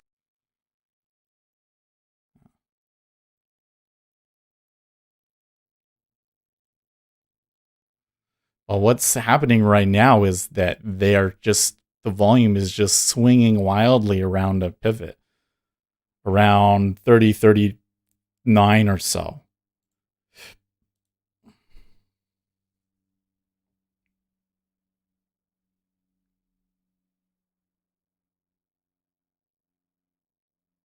RJ Wheel says The Guardian. Story by Nathan Robinson. Google it. Perfectly describes Biden candidacy. Live Action says sim all the more reason to work on multiple posture skills. Yeah. I don't want to work. I really don't like being in two positions at the same time, though. That usually don't work out for me.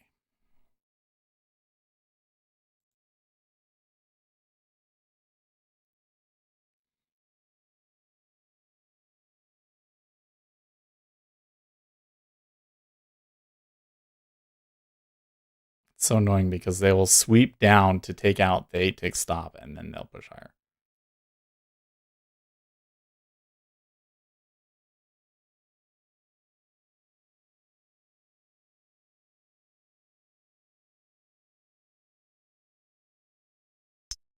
Okay.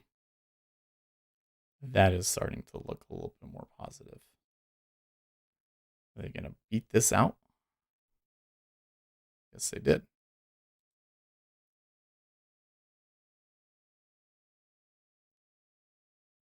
But chance the sellers come Live back in. Action says ZN so slow you will might even forget you had another trade on. Every time I do that, I forget about the ZN one and it just stops out. So I don't think that any of those ones that I've seen over there in ZN have worked lately. It's just too difficult to get into the flow between the two of them.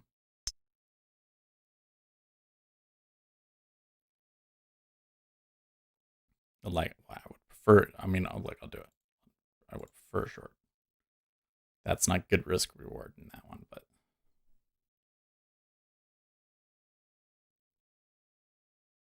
Winston's mom says RJ Wheel I googled and will read him later. I read The Guardian occasionally but I don't know his name.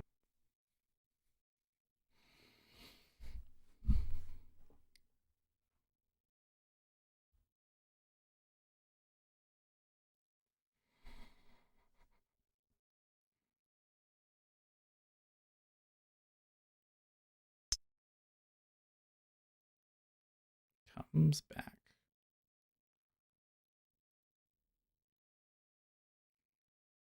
This is the meat grinder of all meat grinders, man. That's what this is.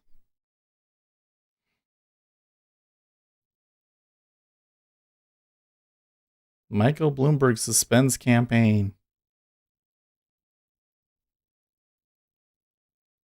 Oh no, the market's not going to like that, folks. They're going to be really disappointed that their favorite candidate is no longer running. We should maybe. Winston's mom says really? No, I'm joking. No, I do see. Yeah, Axios reports Michael Bloomberg suspends campaign. Live Action says that was a fast 500 million. RJ Wheel says Samoaning his loss. Wait, why do we keep talking about American Samoa? Is it because Tulsi Gabbard got a delegate there? Oh my gosh.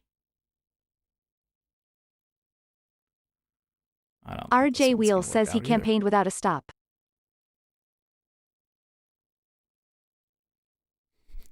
Harlequin says plot twist, now he is gonna endorse Bernie Sanders.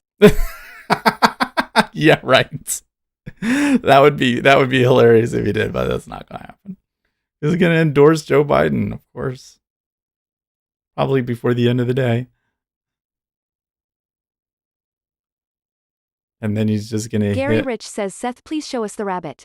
Pet it for good trade luck. I don't think that I could go and grab that rabbit out. She won't come out for me. I have to get the girls to get her out for me. So I don't want to chase a rabbit around the cage. I don't want to stress her out, guys. It's really stressful.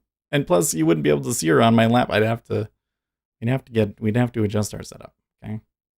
Live Action says, can you imagine being able to throw away 500 million for fun? Right. For fun. It really is like the amount of money that he blew on this, and then it didn't work at all. At all. But this is the thing. I think that so this whole thing that like money buys campaigns, and I don't think that people are as easily influenced as they make it out to be. You can't come in and everybody is already predisposed to hate you and then spend a bunch of money and all of a sudden they're going to like you. It doesn't work that way. You're getting a little bit of like correlation does not prove causation. It's the other way around. People that have name recognition have money. Live Action says worked in embarrassing himself. Harlequin says, why didn't it work? He does not want Bernie to win, and so far because he's Biden unlikable. He's unlikable. And he didn't have anything other than money.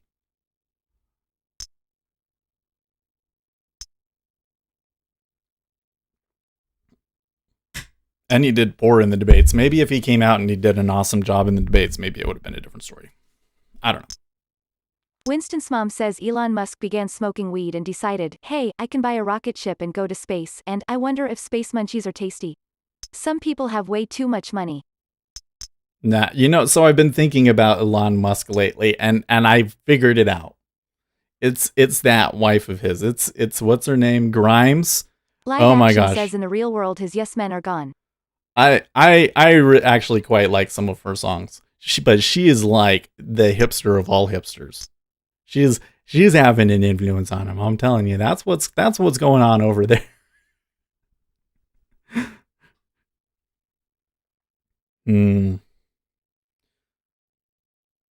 No, back to Bloomberg. Man, yeah, Bloomberg is just not likable. Can you believe sitting there on the debate stage and saying, oh, I've never paid, Gary Rich says Seth is such a millennial. They just, maybe a girl didn't like some joke that I made. They say that on the debate stage, like, what's going through your head?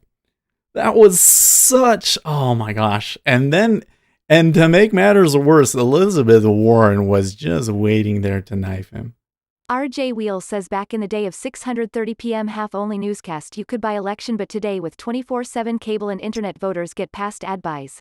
Yeah. Live Action says lol. Harlequin says I will like Bloomberg for just $10,000. I think this is a fair deal. I think. Winston's mom says, have you watched Elon on Joe Rogan? I've never Do you watched watch Joe Rogan, Rogan, the intellectual dork web? His radio show is on YouTube and everyone stops by to talk to Joe. I watched like 5 seconds of it and I was like, I don't understand why this is popular.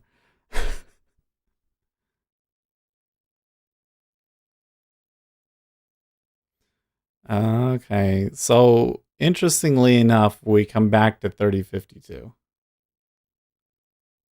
If we come back to the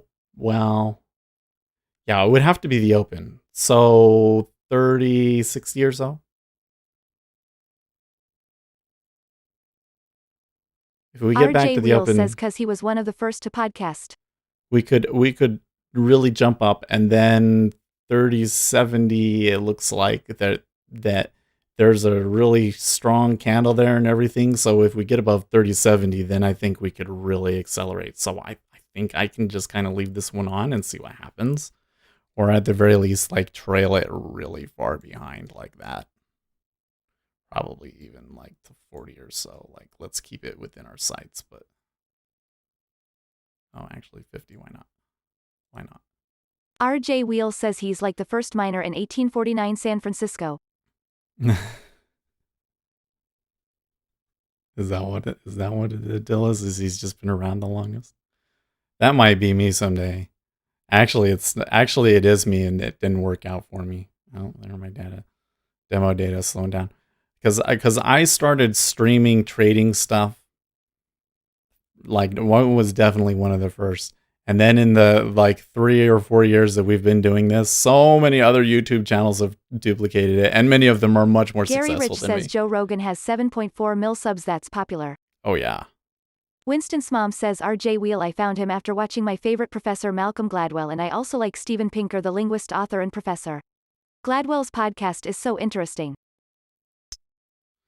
I just don't get it. Like, well, with a lot of these followings, like if I'm gonna follow somebody, I'm thinking like, especially in this kind of a format or like a podcast format, like you're giving that person permission, kind of like to think for you in that particular moment. That I think that they need to be providing something that really provides value for you, and I just don't feel like I get that from watching Joe Rogan. You know, am I wrong?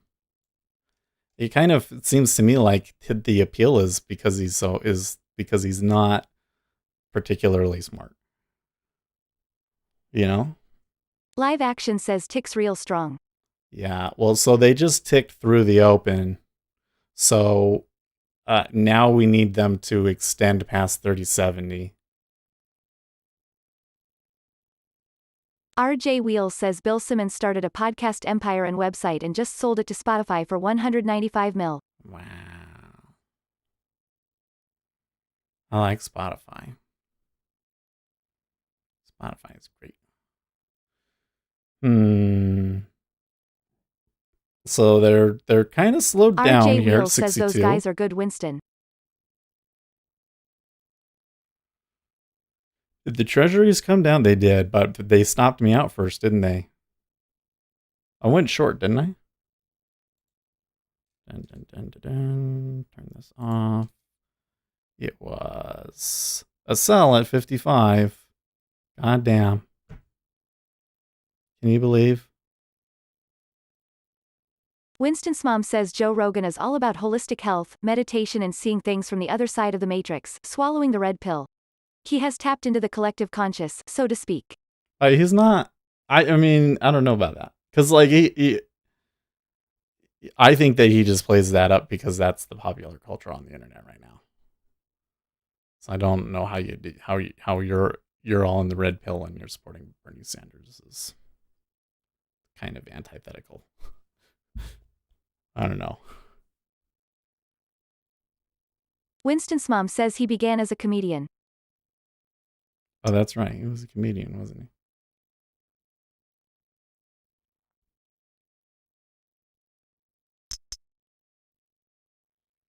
But this is where I'm saying, like, I really like formats where people that aren't already popular Gary Rich says do Seth, well. when you live in Utah, the local Denny's is a hoot and crazy time. Live Action says bid size trailing up S at 3060 Listen, area. we have some good entertainment in Utah. We have a great rave scene. It looks like they're not done yet, but let's see. Starting to get nervous again.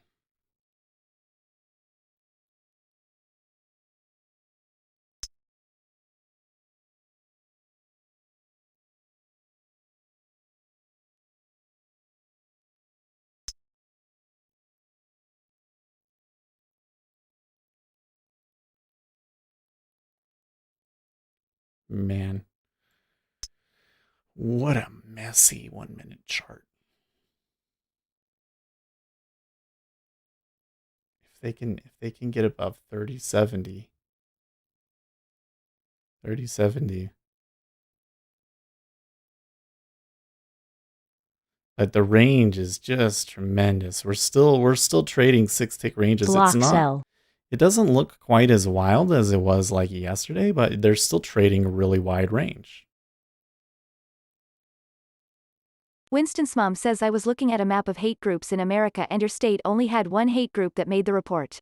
Oh, Mine really? was stuffed full of a satchel of not so helpful haters and goods. I always think it's so funny. One of the things that I see on the internet is like Mormons are racist, or there's this feeling out there that LDS people are incredibly bigoted or something, which is really not the case. In fact, I would say that on almost everything, Mormons tend to be quite liberal. It is a very left-leaning religion. It's just that they're extremely conservative on what is the word, sexual morals, and they're very much personal freedoms, which Democrats are not at the moment, you know. And Gary Rich says actually I do like Dry Bar Comedy on YouTube. It's a comedy club in Provo. Clean comedy and funny. oh, there you go. So like, especially when you talk about like say somebody that has really dark black skin in Utah, it's they don't hate those people. It's just like it's an oddity. It's like you never see that, you know. And I'm sure that a lot of African Americans feel that they get special treatment in Utah because of that. But I don't think that. Of course, there's always going to be somebody that's crazy. Winston's mom says I told you once that I worked with a Mormon in MacDill. He and I had very long conversations late at night and he was a good man. He shaped my opinion of your people, Seth. Nice man, sweet 12 children. 12 children, wow. But yeah, I like LDS people don't really care what you look at all, but they're not used to being around anything other than white people. For sure. Okay.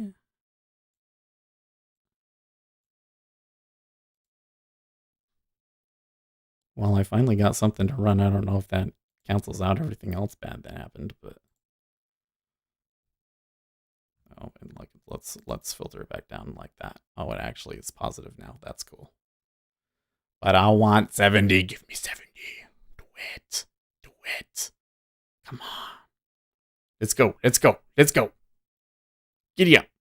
2 more. And there'll be a little bit of wrangling around at 70, but if they can get through it, come on.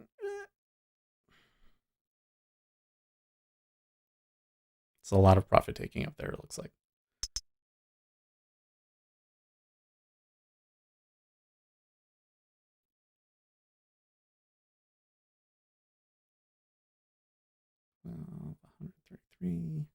I'm paying really close Gary attention Rich says to... Seth you are so funny explaining experiences with dark skin.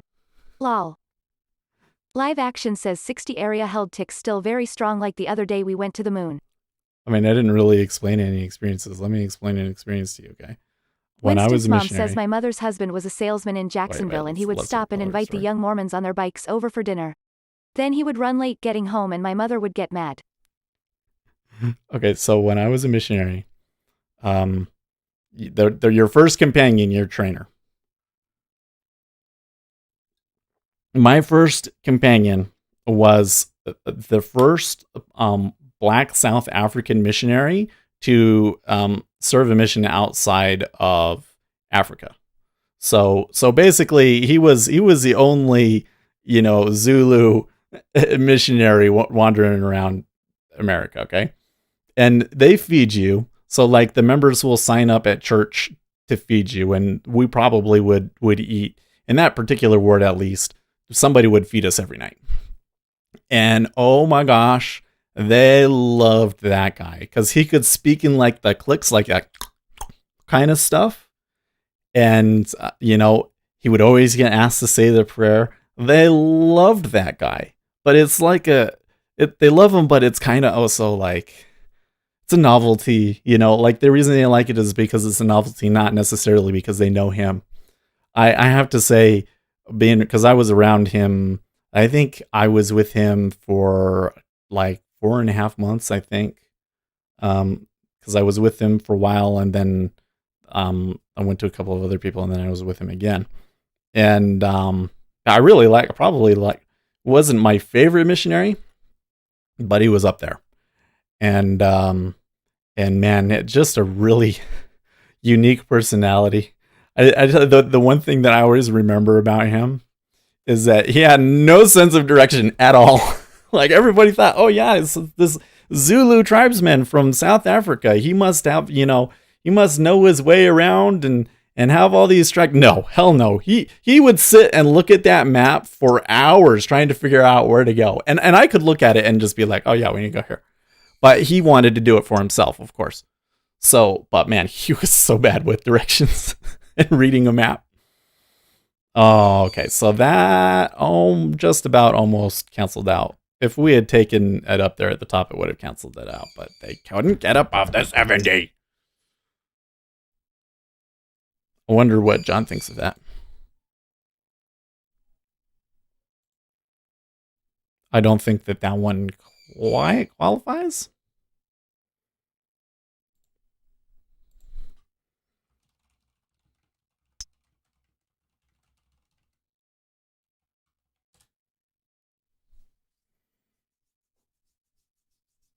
It's okay.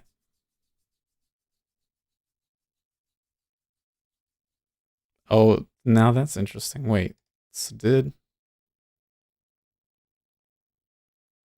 there was a slight stop run through it, and then they turned back down? Interesting. Interesting.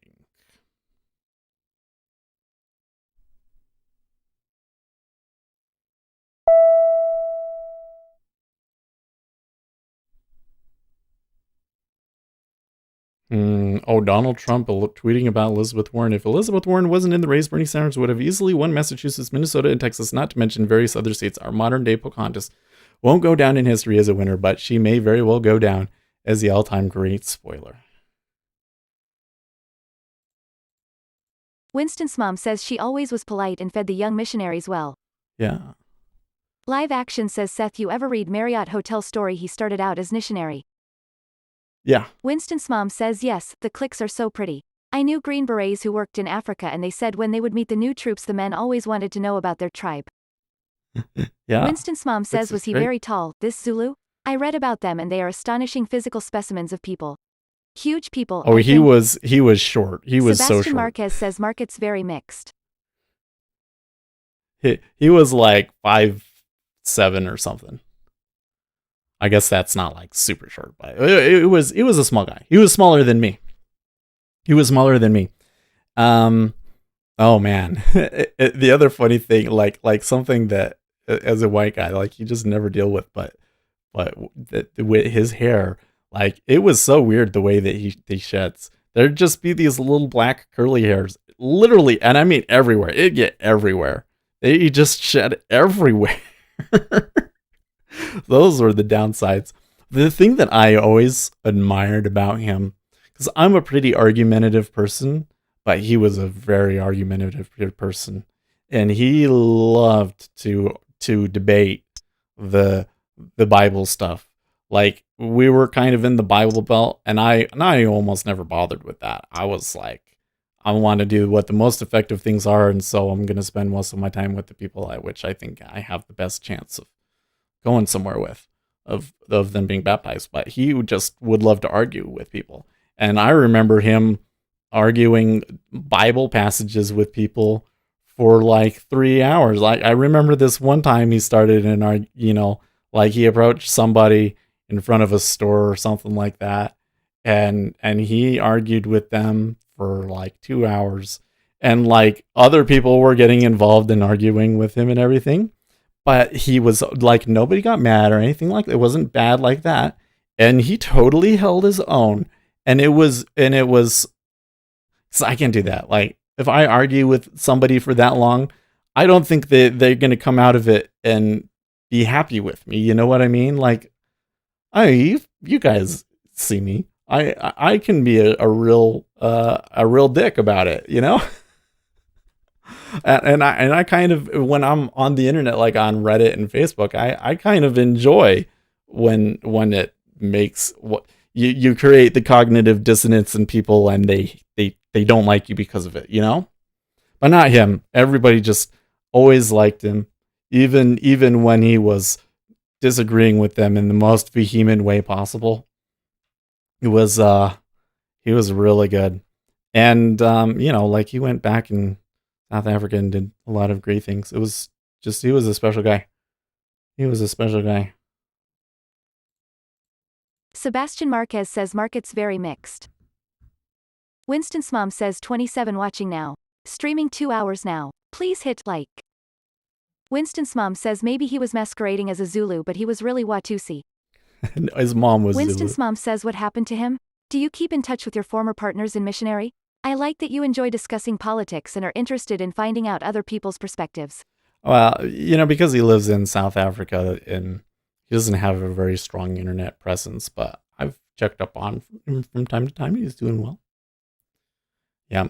He was like his mom was Zulu because he spoke like 5 languages. He spoke Zulu, Sutu, Swana, Xhosa, which is the clicky stuff, and Xhosa. And I don't remember what that last Gary one was Rich about, says but LOL scripture beef, LOL. yeah. He spoke a bunch of languages. Like he was really sharp. That was, he had. I think there's this impression from or assumption from people that you meet somebody from Africa because Africa generally tends to be pretty poor. People wouldn't really be very well educated, and I think that maybe to some extent that was true. I do remember certain things talking about certain things, and I was surprised that he didn't know about them. Not important things, but just things I was surprised that he didn't know. But man, don't confuse education with not being smart. He was so freaking smart. Like you could just tell him anything, and then he'll forever remember it and understand it, just like that. And he would never just accepted things, Winston's he mom always says, do had you to ever question watch it. Trevor Noah? He is South African and has a late-night comedy show here. He was born during apartheid to a white mother black father. They had to hide this or risk prison, separation. Mm. Now, I wonder if that's a South African cultural thing, the fact that he was, or if that was just his personality, that he would never would just straight up, take your word for it. So there was this thing where there was this missionary, and he had a friend that had a sugar glider. And so he was, and him and his friend would play with the sugar glider a lot. So he really liked the sugar glider, all right. And they were telling my companion and some members about these sugar gliders. They're like, oh yeah, it's a marsupial and it lives in your pocket and it can fly. And they're like, no, that's not a thing. All right. And keep in mind, this is 2003. So some people had internet on their phones, but we didn't have smartphones yet. Like the being able to just look up everything instantly like we do now was not a thing yet. But you could look it up on the internet later. So they went back and looked at it on the internet and found a sugar glider place, and they all went and saw a sugar glider. But he did not believe that. I was like, oh yeah, I've heard of those. I know what that is. Yeah, it's like a marsupial and it can glide. That's why it's called a sugar glider. No, he did not believe it at all. Winston's mom says sugar gliders are awfully cute exotic little critters and they have to fly or they get depressed. My cousin's wife keeps them and they tons of room to exercise their flying skills. Yeah. Sugar gliders are hard pets to keep because they're most active at night. My wife really loved, she had some sugar gliders. I don't remember if it was that she owned it or if it was just when she was working at a pet store. But she thought they were just the greatest thing, but she just couldn't deal with you have to spend so much time with them in the evenings. So, oh my gosh, this burn. The one word to sum up Michael Bloomberg's campaign: short. Man. Winston's mom says Mika Ferret thought she was a sugar glider and she would launch herself off of tables expecting me to catch her. I did. Thank goodness. That's funny. Gary Rich says if Africa had Starbucks, MCD, fast food etc., their memory would drop, and diabetes jump. Maybe. That's where I was like, I know that because of the history in South Africa, and there was a lot of, what do we say, conflict in there and everything. I wonder if that has something to do partly with how, he really would double check things. He didn't just take people's words for it because he was always suspicious of somebody trying to pull a fast one on him. John's saying that ES is basically an inside day, week, and month at the moment. I haven't really looking at the charts, but they are kind of like positive. The order flow suggests that neither side has a real control over the market. Yeah.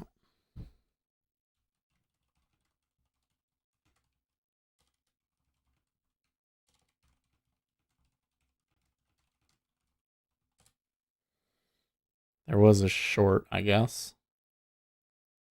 Oh, that was actually was a false long.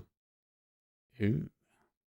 See, this is why when you're against the trend, you kind of have to ignore them, which is kind of tough because it always happens where the trend is changing anyways.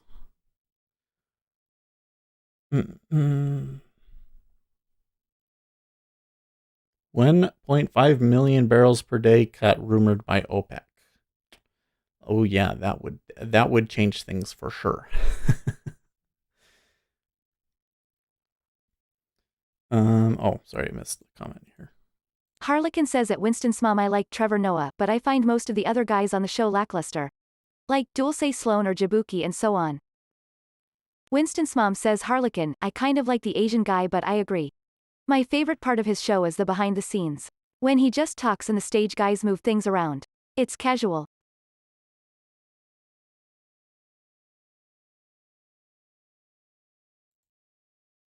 Winston's mom says expand on this for me, speculator Seth. Expand on what? Oh wow, that one worked out really quickly. Winston's mom says what will change things? Okay. We came out positive, but not not net positive, obviously, after all the trades. So here, once again, we kind of get where it's like, okay, you can get a runner. How many times do you fail to get it? And then would the commissions end up killing you? But we did learn a few things. I definitely had more runners than anything. Oh, I could have held that for sure. Look at that. 30.52. Could have almost taken $50 off that one.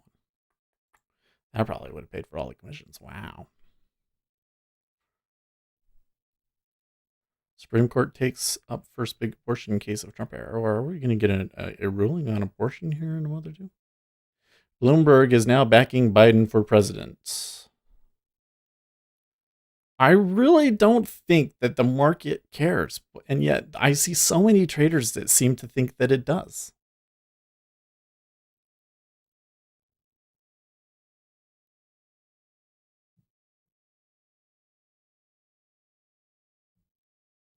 Winston's mom says Bloomberg.com is reporting he will endorse Biden. Yeah. I'm going to tweet about that.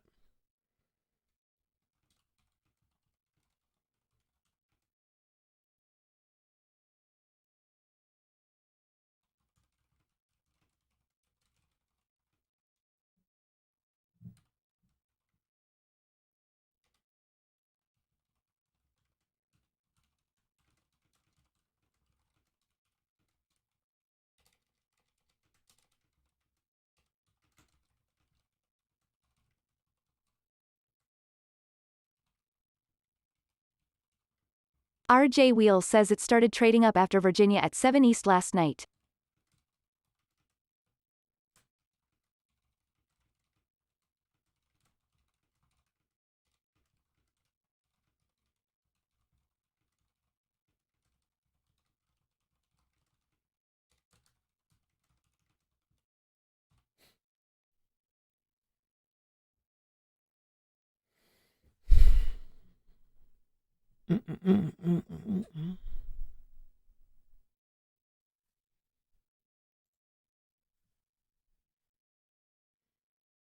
Okay.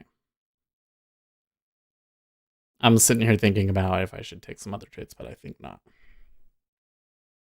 Started trading up after Virginia at 7 Eastern time last night. I mean, maybe, but the degree of the move, it was just positioning.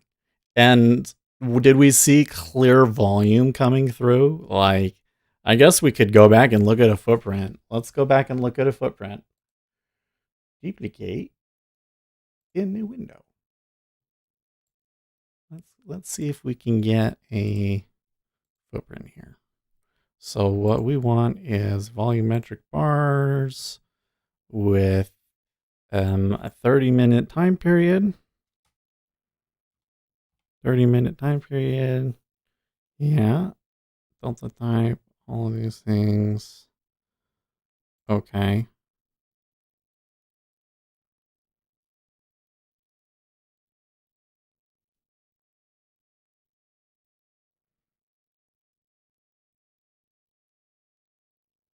Woo. Okay.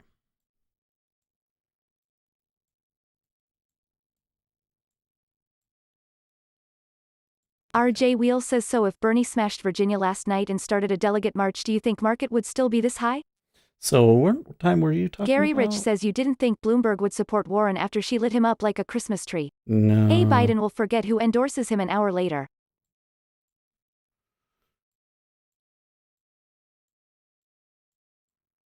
Okay, so we need to go back a little bit further than that. I think. So far that.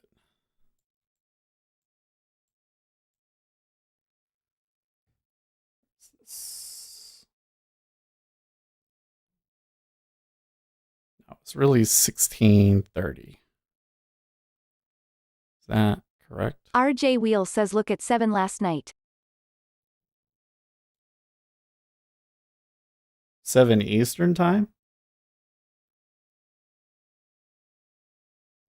17. So like right here. Okay. Wait, let's just make it like super big. Okay.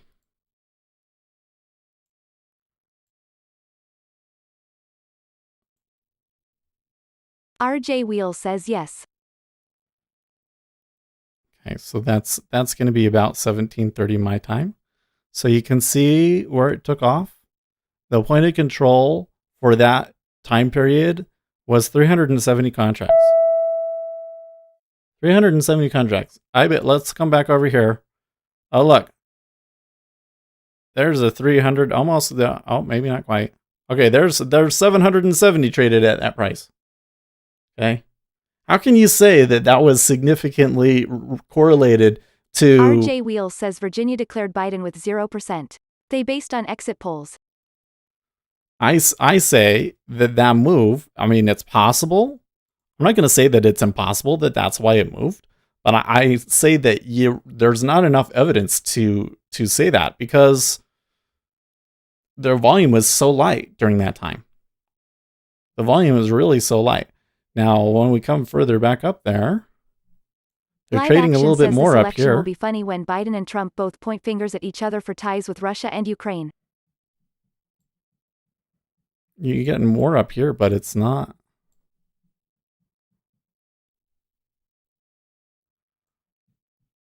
And compared to these downturns and everything, I mean, man, I guess there's this one here at about 6 my time, so about 8 o'clock Eastern time, which might have been around the time that Texas. But even then, this volume that we're seeing here, it's not unusual for overnight. The degree of the move is not unusual for the range that we've been trading, and it's entirely possible to move that far just based on somebody taking off a position, scaling out of a position. They went short and then held it and then got out, like.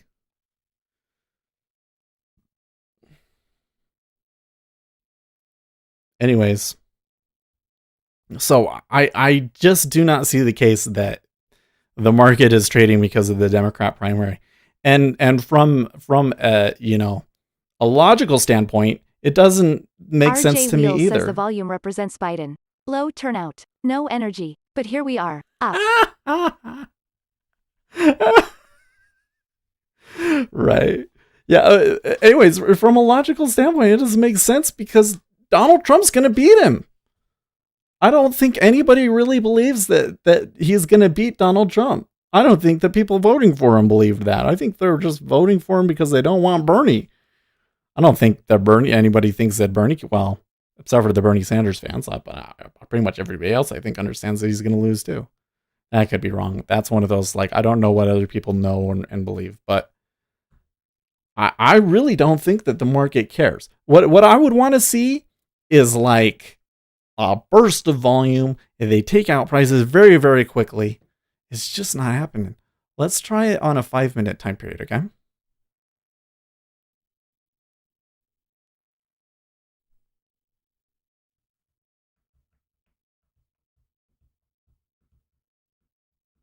Look at the 4-hour rotations in a 24-hour period. Huge average true range, low contracts or volume still melt up and down prices. Yeah. Turned down when Bernie won the Nevada Sunday night opening was soft. But again, could just be a coincidence. And the market was moving crazy anyways. It was like I said, like what I was trying to say earlier is like there's a lot of Democrats out there that want to believe that it means something. Okay, well, there was a 5-minute bar that was pretty big. They're around 5 o'clock my time. So around 9 o'clock Eastern time. That could be something, but it's not drawing my volumetric bar.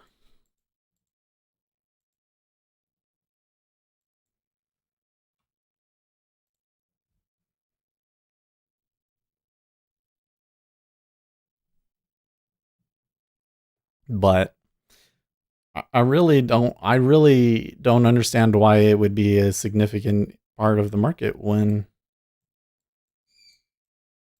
he's not going to win. Like, there it is. A couple hundred contracts each price. I don't know, man. Maybe there are people out there betting on it, but I don't think that it's a significant number of people, and it's just absolutely minuscule compared to the rest of the volume in the market right now. So, and I think that they just keep getting lucky about it.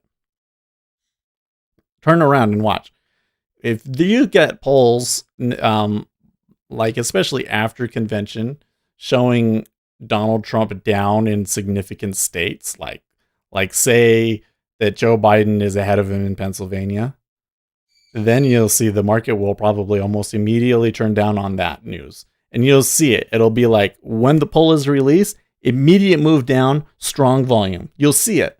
It'll happen because the market thinks that Donald Trump is going to win. They want more stimulus from him. They want lower taxes, and the market is generally happy with his policy. And they will be upset if they think that he's going to get moved out. Guarantee.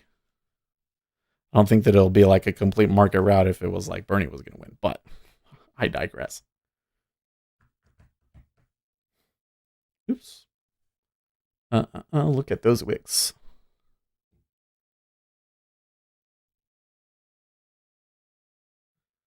At the great risk of not understanding me and being up, you and I have such different views of who this president is, and one must be wrong, I guess. I'm just looking at the market's view of it, right? When Donald Trump got elected, the market was happy about it. No question about that. When he won that whole turn and everything, when he won, there was people that were upset at first, but then they realized, oh, hey, we're going to get tax reform, and they were happy about it. And that was the primary thing, was tax reform. They liked that. And there's no question about it. Market liked that. No question. Does the market significantly care? I don't think that it's like the one thing that they care about right now. But generally speaking, the market would prefer Donald Trump. And generally speaking, the market believes that it's going to be Donald Trump. If it switches, if something happens that shows us that it's not going to be Donald Trump, then we'll try and read the volume and see if we can, trick out what they think. I don't think that Biden would be like a disaster or anything, so I'm not so sure that they would necessarily want to like just panic, but I think you would still see some movement.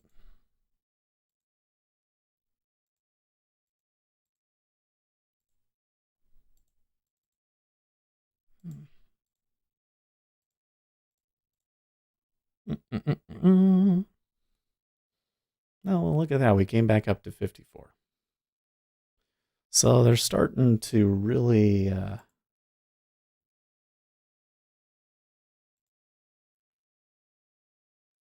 balance around this 30-55 area. I wonder if that just ends up being the point of control for the day or if we get another move up. You know what? I bet you there's so much news out here. I think it would be really difficult for them to stay in this area, but we'll see.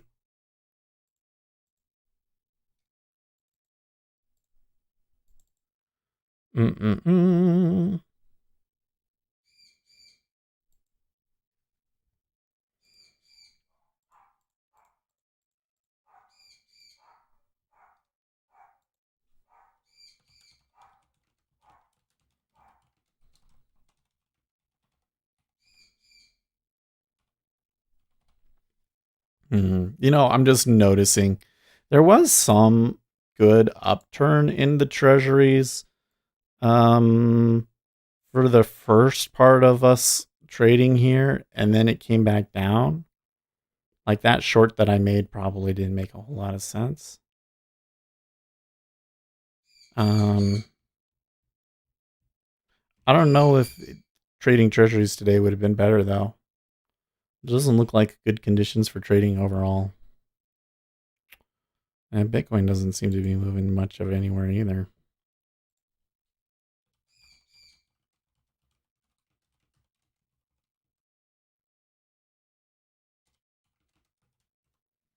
I might need to...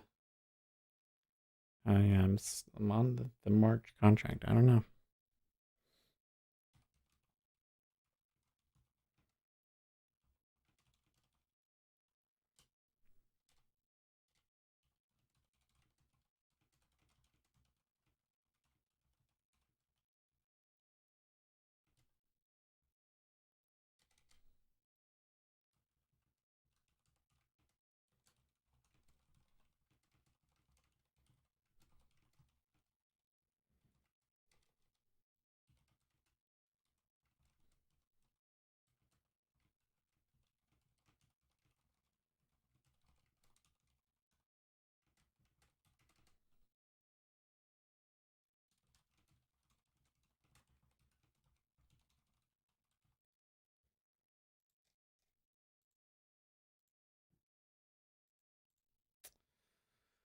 Okay, it's Wednesday, right? The 11th.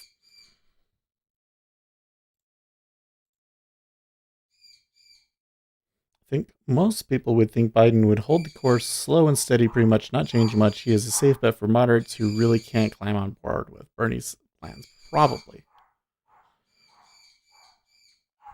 Washington and Wall Street have a handshake agreement. Politics matters, always has and always will. Well, it does matter. I just don't think that the Democrat primary matters because they think that Donald Trump's going to win. I wonder where the market would be with different presidents. Oh, yeah. I mean, things would be so different with a different president we can't even imagine, right?